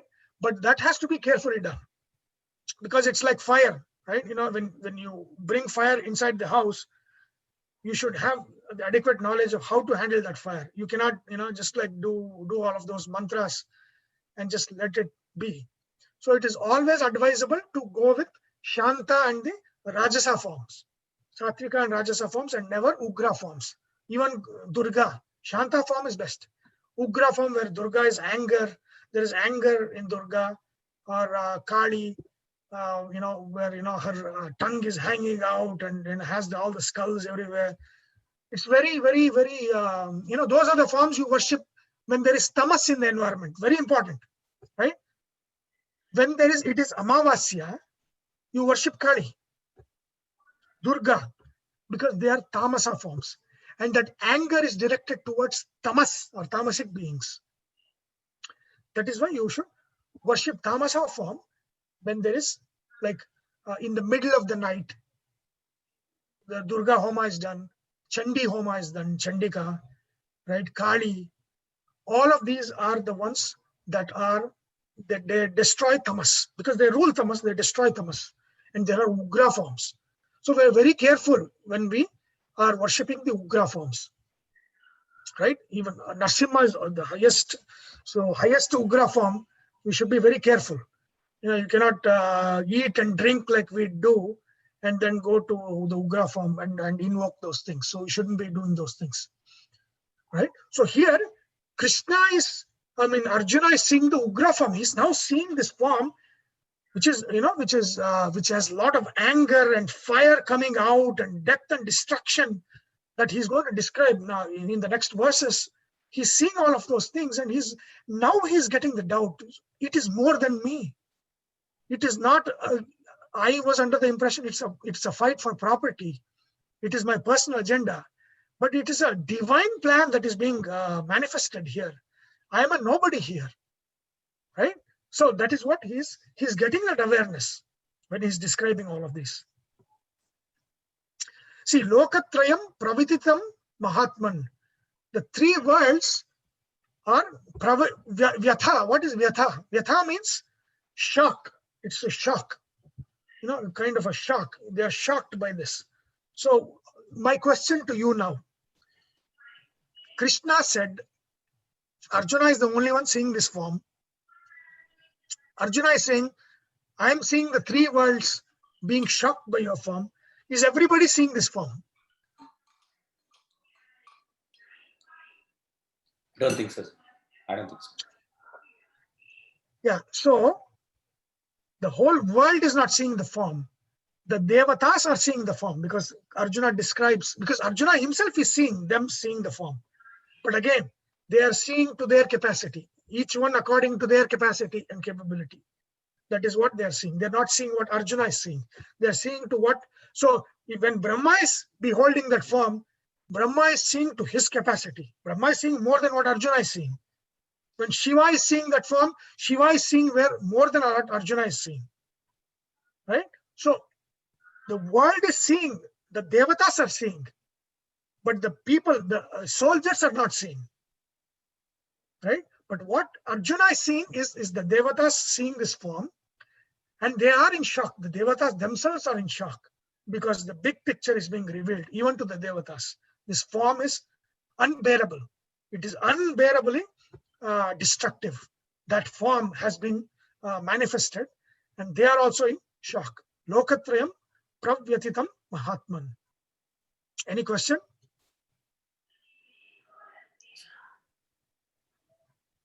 So did Now- anybody else, like attain mukti as per Mahabharata after this event, like Arjuna? No, Just Arjuna attained mukti. no, Arjuna doesn't attain mukti. Oh, he also, but is attaining mukti is same as this experience? No, no, no, no. Okay, This is called as Sakshi Darshana, Aparoksha Jnana. okay, okay. So after that, all the prarabdhas have to go, because he's Indra. When Indra at the end of that Manvantara, when his position is no longer there, and he becomes Mukta at the end of the Manvantara. Okay. So See, this there are is- 14 Manvantaras and 14 Indras. Okay, okay. Okay. So Mahabharata, so Purandara, the current Indra on the throne of the three worlds, his name is Purandara. Okay. So that his avatara is Arjuna. So Arjuna, after the death, goes back and joins Purandara. So remember, that's another thing. Devatas are Samsha Bhutas. We are Niramsha Bhutas. What does that mean? That means Devatas, the way the Devata Sharira is, their form is, they can simultaneously be in many forms. So Indra can be Indra and Arjuna and Indra inside every body. Indra rules the hands. So he is in every in person as the ruler of the hands. Okay. Okay. So one Devata simultaneously have multiple plans, forms in creation, controlling those aspects. We are Niramsha Bhutas. What does Niramsha Bhuta means? That means we have one form. Okay. So I cannot be Sunil sitting here and then Sunil going to work somewhere. Okay. Cannot happen. One thing can be in one place at the same one time, right?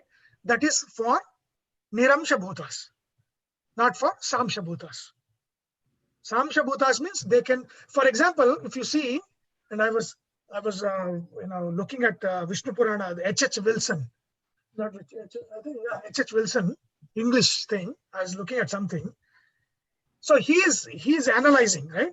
He's saying, oh, Chandra, look at this Chandra. Chandra is described in this Purana as being born from Atri, but he is being described in this Purana as being born from the Samudra Manthana. And in this Purana, he's coming out of Brahma. In this Purana, he's coming out of Shiva. It is all contradictions. Puranas are all contradictions, right? Mm-hmm. But what he doesn't understand is the master key that the Devatas are Samsha Bhutas. They have multiple births that are simultaneous. Okay. Chandra can be born from Brahma and also be born from Shiva and also be born from Samudra Manthana and also as Samudra Manthana as part of born from Atri. So is Atri's son, he is Shiva's son, he is Brahma's son, he is simultaneously has a lot of births from a lot of people. Okay. It is not the same, it's the many forms of the same person because they are Samsha Bhutas. So there is no contradiction, but who will tell H.S. Wilson? I think he's probably already dead, but so that is their analysis. They are analyzing and saying, oh, look at this Purana. It is saying he's born from Atri. Look at this Purana. He's saying it is born from Brahma. So he doesn't know the master key. That is that's the problem. Yeah. Right. So and again, see, when we say when somebody dies now, right? So there is this popular thing that they will come back, and when you do the rituals, they'll come back and take the things that you offer, the pindas that you offer. What do you say for that? Yeah, we Huh?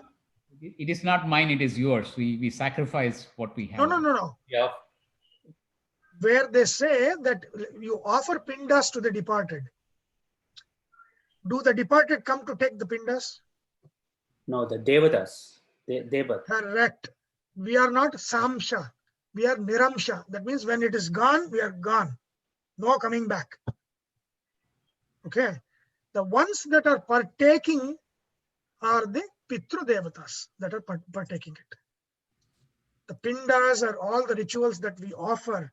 We offer to them, like we say, we put in post office to tell them, please take the letter to them. That is what we are doing. We are offering here. The Pitru Devatas come through the natural world, whether it is, the fishes or through cow. Very important, right? Cow, Goshala. Through the cow or through the pakshi, through birds. They come through them, partake of those, and then when they partake of those, it reaches the departed. The departed will, once they are gone, they are gone. They'll never come back. The departed will never come back. Okay, yeah. I didn't know this difference, yeah. Exactly. So this is Shastras. The Harivamsha has made it very, very, very, very clear that there is no coming for the departed because they are Niramsha Bhutas.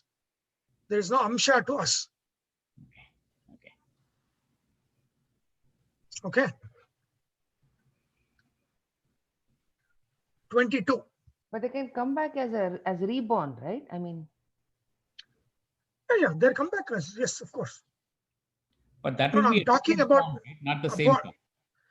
I'm talking about when they, the departed, when they depart, the first year. See, it is not 1 year. Their journey is not 1 year. Their journey is 1 day. How do you reconcile that? Their journey is 1 day. Their journey is 1 day. The journey of the departed is 1 day. Why are we doing 1 year? Because of the Devadas, 1 day is 1 year. Oh my goodness. Superman. Correct. 1 day of the Devata is 1 year of the Manushas. The time scale is not the same. When the departed leave, they are no longer in the Manushya time. They are in the Devata time, which is 1 year of the Devata time is 1 day. 1 year of the Manushya time is 1 day of the Devata time. So when they say there's 1 year ceremony, which means it is 1 day for them. It is 1 day. It's not like they're one year there. Why do they take 1 year? No, it is 1 day journey. But the time is a difference, and therefore that is the problem. Okay. So next one, 22. Rudraditya vasavo yecha sadhya Vishveshvinau Marutaschoshma Pascha Ushma Pascha Gandharva Yakshasura Siddha Sangaha Vikshantetva Vismitaschaiva Sarve. Now, what he is saying is that he is seeing these are called Gana Devatas. These are different Gana Devatas. That means groups of deities. These are the ones that are responsible for different functions in the universe. These are Gana Devatas. What are those Gana Devatas? He's saying, I'm seeing all the Rudras in you. How many Rudras are there? 11. 11 Rudras are there, right? From Shiva and the other 10 Rudras, Rudragana, Vrishakapi, and all of those Rudras. He's saying, I'm seeing all Shiva and all the Rudras. Of course, he's already says Brahmanam Isham Kamalasanastam. So he's already seen Shiva, but he's also mentioning not just Shiva, but I'm seeing all the Rudra Devas that are responsible for the destruction of the universe. I see that Gana Devatas. I see them. Rudra. Adityaha. I see the 12 Adityas that are responsible for the natural cycles.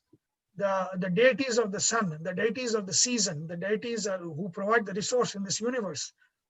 The 12 Adityas, starting from Indra, ending from Krishna himself, right? Vamana. Krishna himself is there, right? Aditya. Vasu, Astavasu. Astavasus, yes. 8 Vasus that are the resources, the elements through which this universe is built, right? See, remember, Vasu is creation, Aditya is sustenance, and Rudra is destruction. The Gana Devatas, Vasus create. There are 8 Vasus, Panchabhutas, Surya, Chandra, Nakshatra. So Panchabhutas, of which Bhishma is one of them. Remember Bhishma, somebody was saying Bhishma attains Mukti somewhere. Bhishma becomes Vasu again. He gets his original form. Nobody attains Mukti in Mahabharata.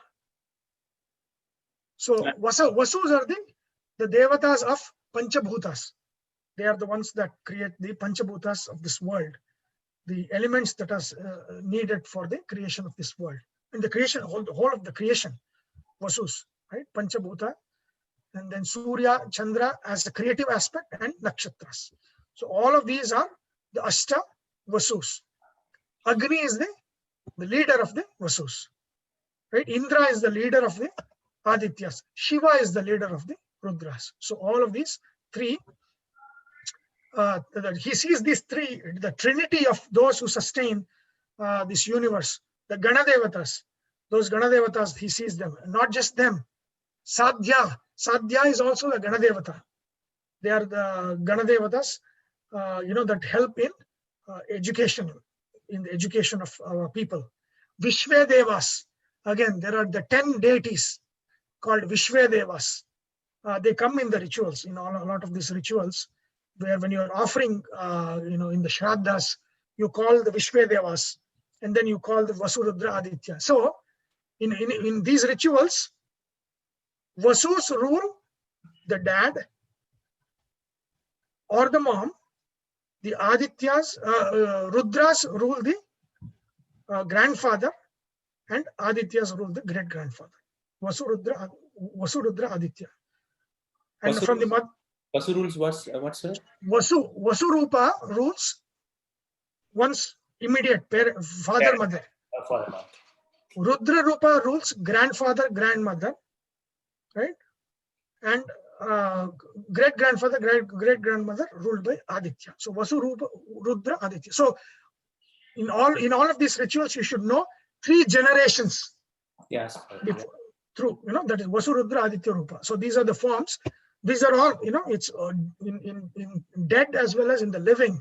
They're always, these are the Ganadevatas, Vishwa Devaha, Ashwini Devatas. Of course, rulers of Ashwini Nakshatra, the divine doctors, the twins, Ashwini Devatas. He sees the Ashwini Devatas. Marut Gana, the 50 Marut Ganas, of course, with Mukhya Prana being the leader, the Prana Deva, and the 49 Maruts.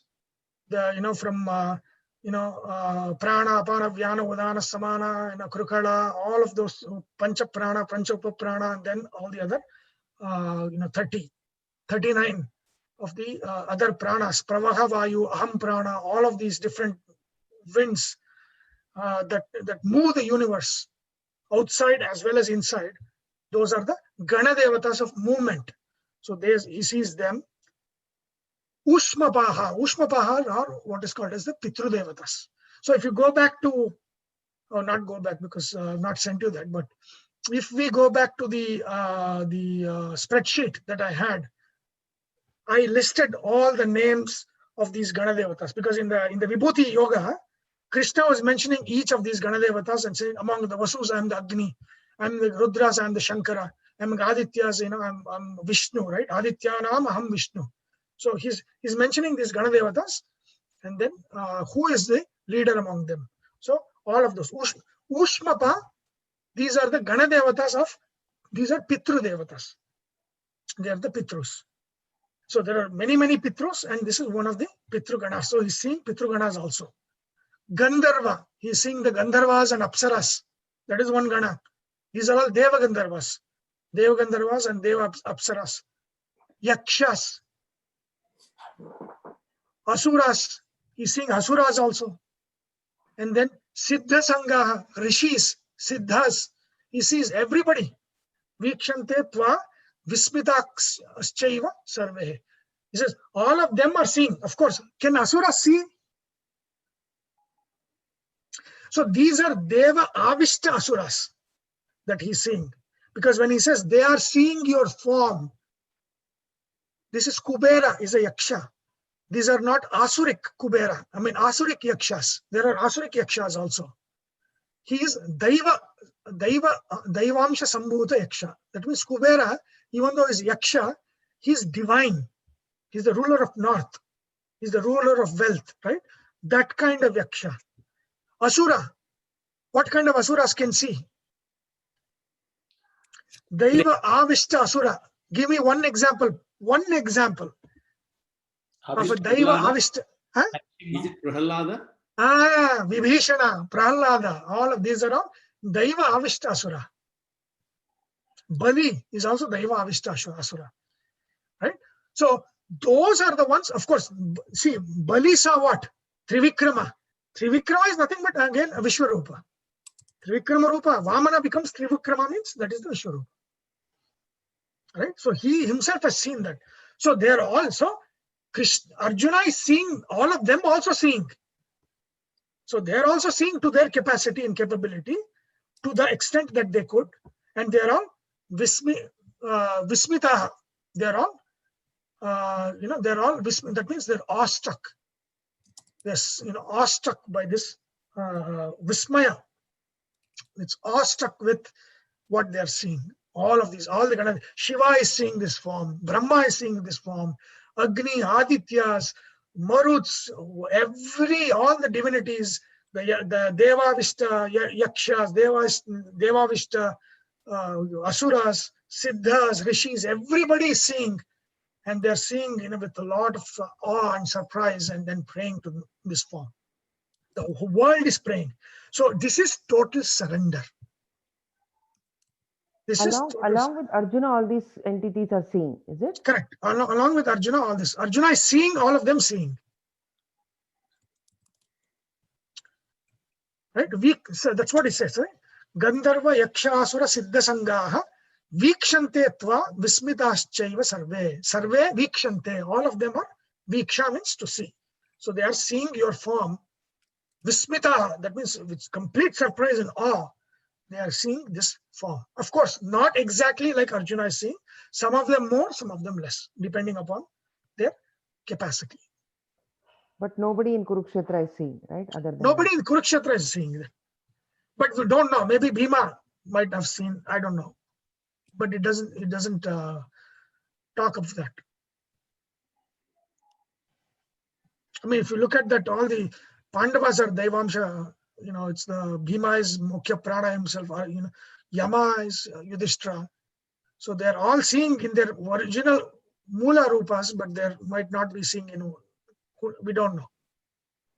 What about Sanjaya? Is he describing that? Here not recorded, right? That's the way to see it. Yeah, it's not recorded. Yeah. What was the question, Sana? Was Sanjaya describing this? Sanjaya is also seeing, but to the extent that he could see.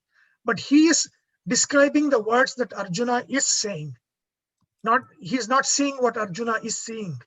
He's seeing what Sanjaya is capable of seeing, and he's relaying the words that Arjuna is saying.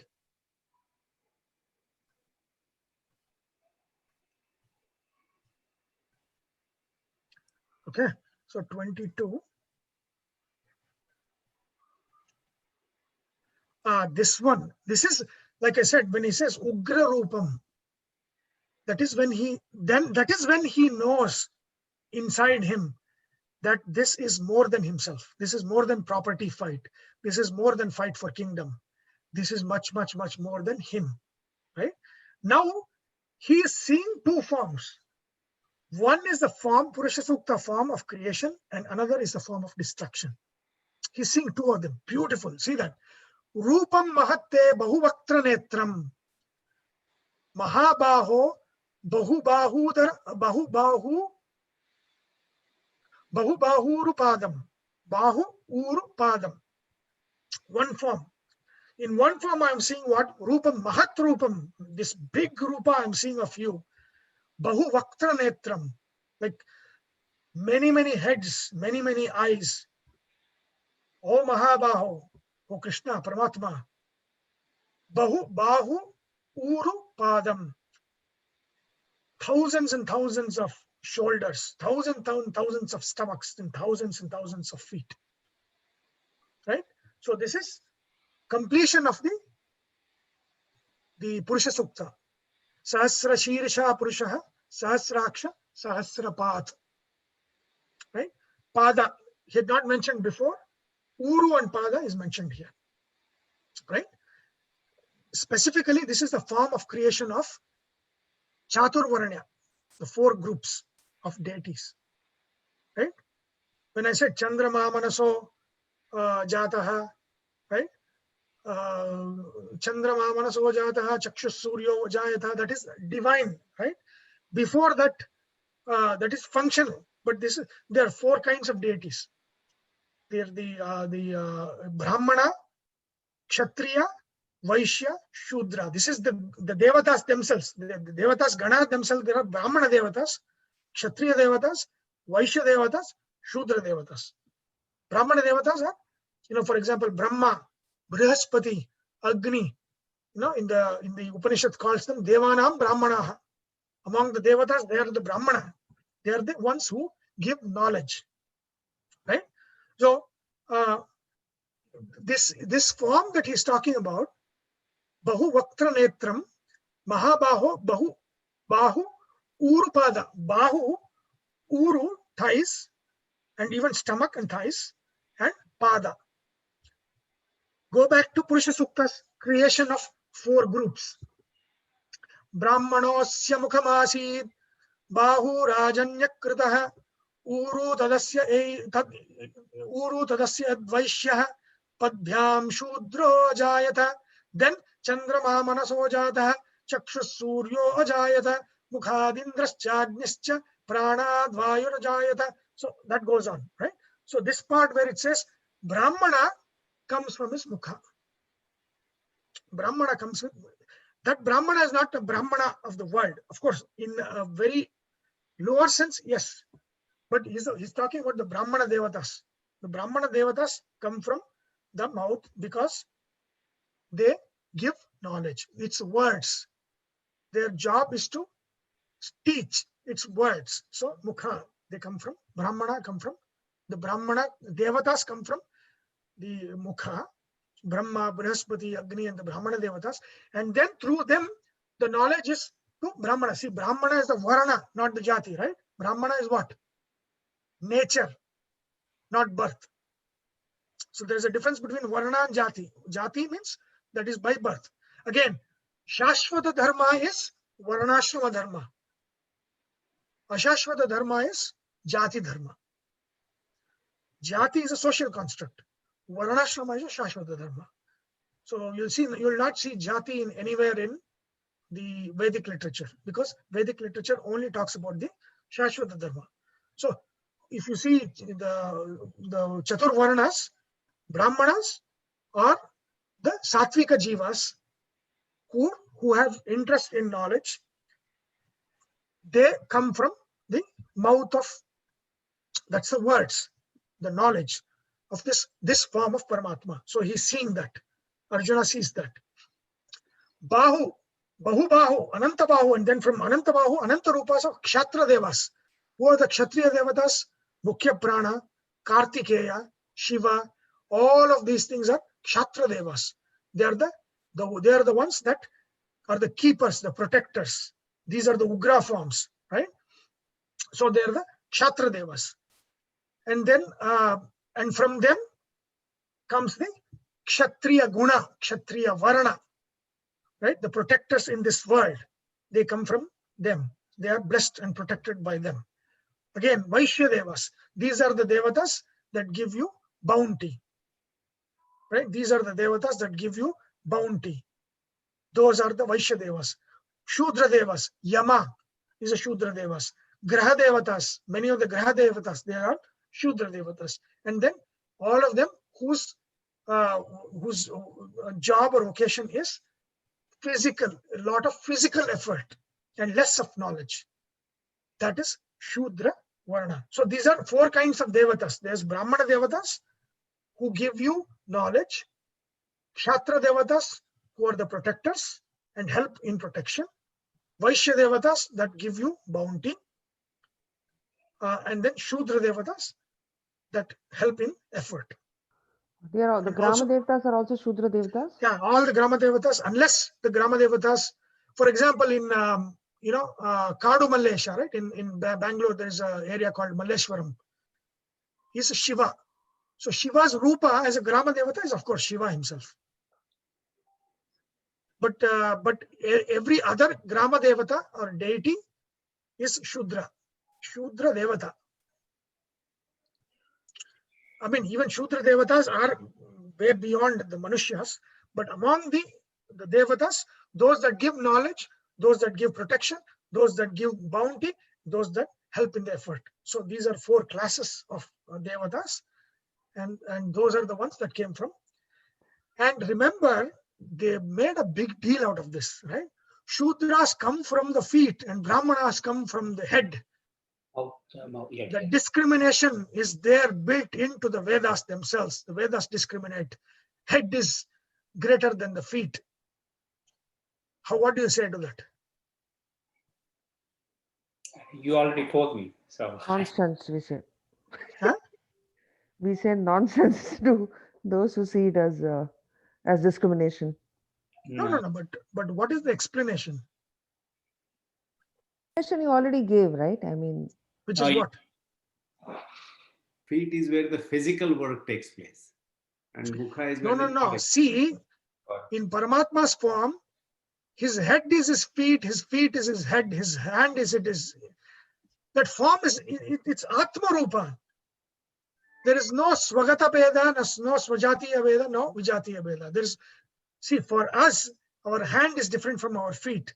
Our head is different from our eyes. In Paramatma, everything is the same. There is no discrimination in the organs of Paramatma. It is a form that is shown, right? And that is in the Taittiriya Upanishad, in the Annamaya, Pranamaya, Manomaya, Vijnanamaya, Anandamaya. Describing Anandamaya, there is a big problem, and that problem is solved in Brahma Sutras. It says in the describing the Anandamaya form, it says, Tasya priyameva shiraha, modo dakshana pakshaha, pramoda uttara pakshaha, ananda atma, brahmapucham pratishthat. He says in that Anandamaya, Priya is his head. So these are different emotions of pleasure, right? Priya is one emotion of pleasure. Moda is one. Pramoda is one. Ananda is one. In pleasure itself, there are different kinds. The bliss of seeing a sunrise or a sunset is different from bliss of eating ice cream, right? And the satisfaction of completing something is different from something else, right? So there are, even though it's a pleasure, there are variations. And so they have made a Purusha of that. In Anandamaya, his head is Priya. His right hand is Moda. His left hand is Pramoda. His body, middle body is Ananda. His leg is Parabrahma, it says. So in the Vedanta, this was very confusing. How can Paramatma is the highest? How can he be the leg of this Anandamaya? Who is this Anandamaya then? Because if something is the leg of something else, then that something else should be greater than the leg. Yeah. Right? Yeah. It doesn't make sense. Like why Purusha is at the top and then, like Ananda, which is supposed to be higher, it is at the feet. Yeah. So Parabrahma is the feet. It says Parabrahma is the feet of this Anandamaya, it says. What is this? How can this be? And there was a lot of, then there is a sutra in Brahma Sutra. That is the starting of Brahma Sutra where it reconciles the contradiction. It says, Anandamayo Bhyasat. That means it says, Parabrahma is his feet is the same as Parabrahma is himself. There is no difference between hand and feet and leg and eyes and this thing and that thing. There's nothing like that. You can say, Krishna, before the Krishna Avatara, when Vishnu says, I'm going to go get Avatara on this earth in the Dwapara Yuga, he pulls two hair from his head, one black and one white. Don't ask me how he got white hair, right? And then says, let this hair be Krishna. And then this one will be Balabhadra. Of course, Balabhadra is Shesha with Krishna Avesha. Balabhadra is not Avatara. Balabhadra is Shesha Avatara with Krishna as Avesha. Vishnu's Avesha is there. It's not Krishna Avatara. It's not Dasha Avatara. So Krishna came from Vishnu's hair. Now, later on, Arjuna says, hey, Vishnu. He's saying, oh, you are Vishnu. How is that possible? Krishna should be small, but he is said to be Purna Avatara. Why is Krishna Purna Avatara when it comes from hair of Vishnu? That is the master key. There is no difference between part and whole in infinity. Small is infinity, big is infinity. Infinity is infinity, infinity is outside infinity. Infinity is infinity. When you know that, you understand the contradiction. Yeah. Right? Very important. That is why Antaryami is in the atomic form within us, but within him is the whole universe. Illogical. How do you say? The world is within Paramatma, and Paramatma is within me, and is within you. How is that possible? So it is beyond physics. It is beyond science. It's beyond what we can think. So that which is infinite can have everything within it and yet be atomic in the heart of everybody. It can be. Right? So that understanding should be there. No, that is the concept by which we have to understand all these things. Like Exactly. You were saying, basically, Correct. that's the concept. No, concepts you cannot question. So, that's the basis, and then you have to go by that. No. Even if you question, you're questioning based on your experience. Yeah. And your experience determines logic. So whenever people say, oh, logic, what they don't understand is logic is based on induction of experience. Yeah. Yes. Logic means the regularity of experience gives you logic. Yeah. When you say, oh, it's not logical, means it does not fit into my experience of the world. Yeah. Which is very foolish, right? So that is why it's very important whenever we say it is beyond what the mind can think, that means this is beyond our experience. This is beyond what we think is possible. Yeah.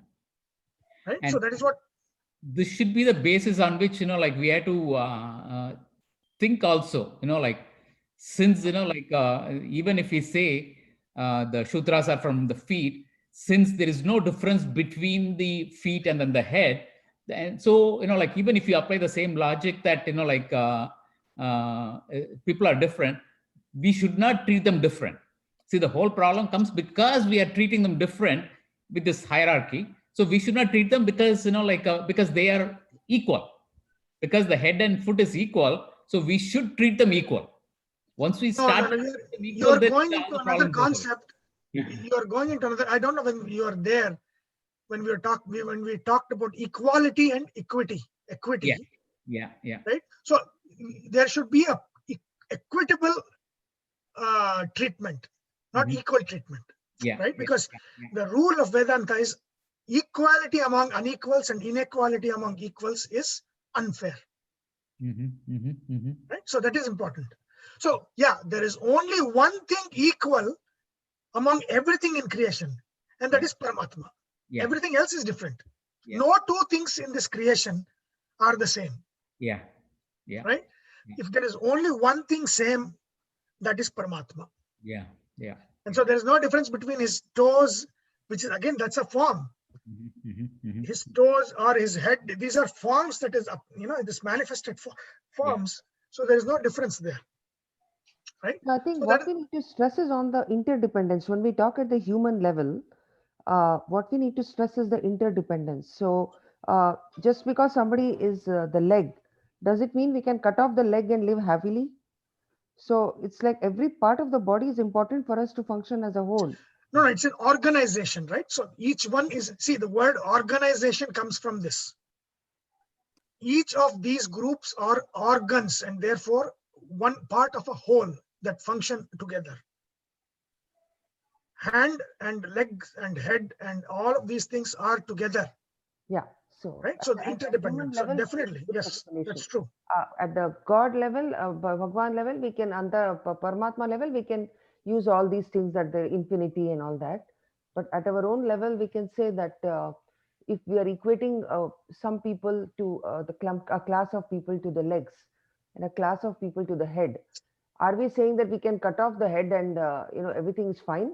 No, nothing works. No, and also remember this, we are talking about Varana. We will not know the Varana of a person. We can know the Jati based on his last name or where he's born and all of those things. Varana is what you are inside, what your interests are inside, what do you feel inside. That is Varana. you cannot say, you cannot group people like that. And people who have natural tendency towards knowledge to go in depth, that is Brahmanatva. And Brahmanatva is there in many, to different extents, right? It's not like, solely. So when we say Brahmanatva Varana, they also have Kshatra, Vaishya, Shudra, everything is mixed in different proportion. More of Brahmanatva, less of Kshatriyatva, Vaishyatva, Shudratva, and all of those things, right? The same way, Shudratva means less of Brahmanatva, less of tendency towards knowledge, more tendency towards Seva, right? But they are not exclusive. Seva is part of knowledge, right? When we say knowledge, karma, and bhakti, all the three are part and parcel of each other, right? So this has to be understood in terms of varnashrama and not in terms of jati. And again, here is talking about, or in the Purusha Sukta is talking about the Devatas themselves as 4 Varanas. Devatas themselves are 4 Varanas. So the first one is creation, right? The creation of 4 groups of the divinities, and then the 4 groups of people, 4 natures of people. In the Chatur, like when Krishna says in the 4th chapter, Chatur Varnyam Maya Srishtam Guna Karma Vibhagashaha. This society, which is a group, is divided into 4 kinds of people. 4 kinds of people are there in society. They are the Brahmana with their natural tendency towards knowledge and towards good. There is Kshatra with a natural tendency towards dharma and protection of dharma.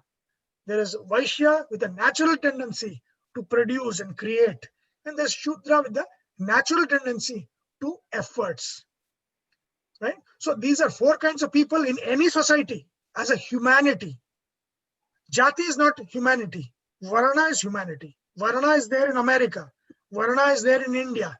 Varana is there in Africa.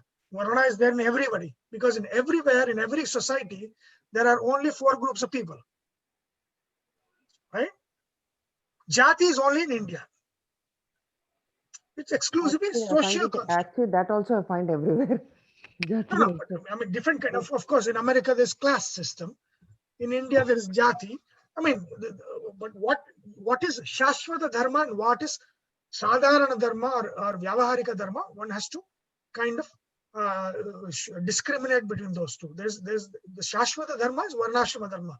Any society, any country, anywhere in the world at any time, there are always 4 kinds of people, which is the 4 kinds of creations that Arjuna has seen. And in the second one, see that Bahudaram, Bahudamstra, Karalam, Drishtva Lokaha, Pravyatitas Tathaham. Now in the second, he's saying Bahu Udaram, many stomachs, he's saying Bahu Damstra Karalam. Damstra means what? Canines, canine teeth. What is Karala? In the Ketu Stotra, in the Navagraha Stotra, Karala Dyuti Sankasham, Taraka Grahamardhanam, right? Ketu. Karala means what? What is Karala? Karala, it is actually Karala. Karala means teeth or something. Karala. No. Karala is not. Damstra. Damstra means canine, right? Like the canine, sharp canine teeth of animals have canine teeth. Oh yeah. That is called Damstra. Karala means what? Karala means ugly. Yeah, scary or ugly. Scary. It's an ugly scary. It's like very harsh, scary stuff. That is called Karala. Does it also include black scary? Because kara, kari. No. Karala means ugly. Right? So, Damstra Karala. That means ugly, I mean, in the sense that very scary, ugly canine teeth. So I'm seeing stomachs and scary, ugly canine teeth in one form. What is that form? Destruction. Right? Sankarshana Shakti, Narasimha Shakti. The Narasimha form that destroys the world. Right? Lokaha, Drishtva Lokaha. All the world is seeing. Again, these are saying, he's saying all the world is seeing this. Pravyatitas tataham. The whole world is scared of this, shocked by this form. Canine teeth with, ugly, bloody canine teeth of yours that the whole world is seeing. And it is shocking me. It is shocking the world as well as me. Pravyatita tata aham. So the lokaha pravyatitaha, aham api pravyatitaha. So that means even the world is shocked. I am also shocked by this, by what I am seeing. So now he is describing the Ugra form. What Krishna has come down for, that is what he's going to start describing now. And it is fantastic, but we cannot do it now. It is almost 1 o'clock. We'll have to take it up next week. I don't know if Anand is there. Yes, he was here. He's muted. Okay, he was going to talk to Vivek Devroy, to give us a Gita Jayanti speech next week. I don't know if that is set or not. Gita Jayanti is over, right? No, Gita Jayanti is over, but we are doing celebrating next week, if possible. Gita Jayanti was 25th.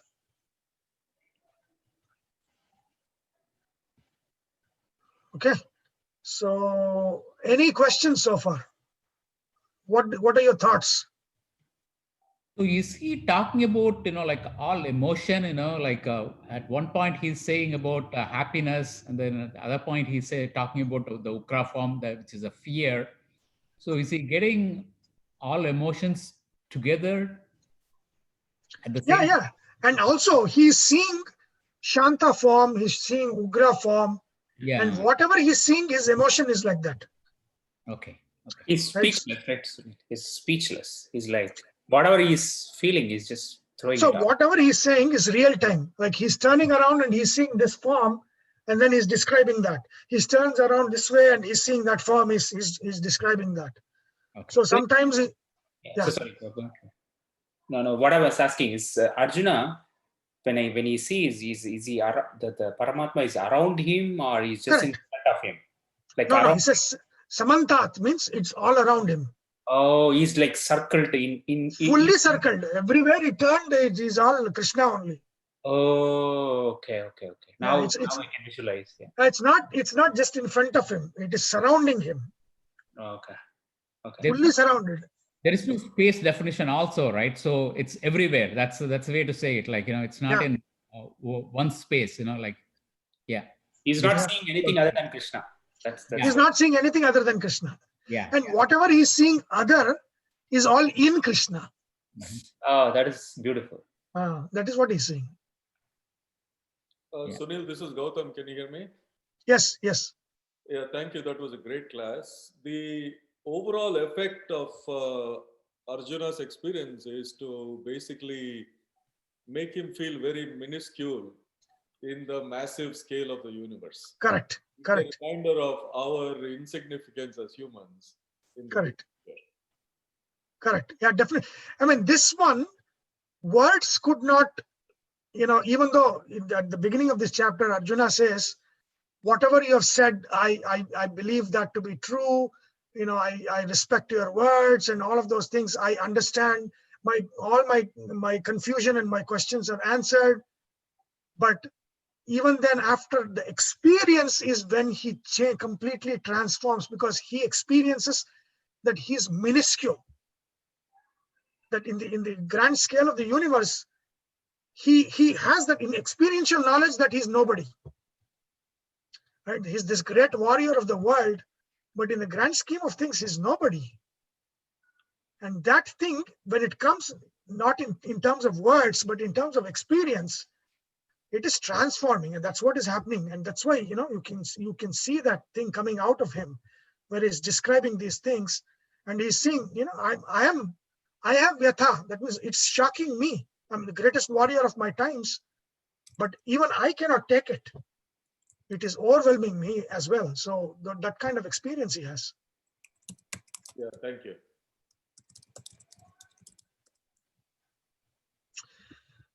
Okay, I don't know if Anand is back. Maybe not. Okay, I'll check with him later on. Any other questions before we stop this? So, Sunil, the Vishnu Sahasranama is not 1,000 names of one form, is it? And so it is 1,000 names of 1,000 forms? Thousands of names of thousands of forms.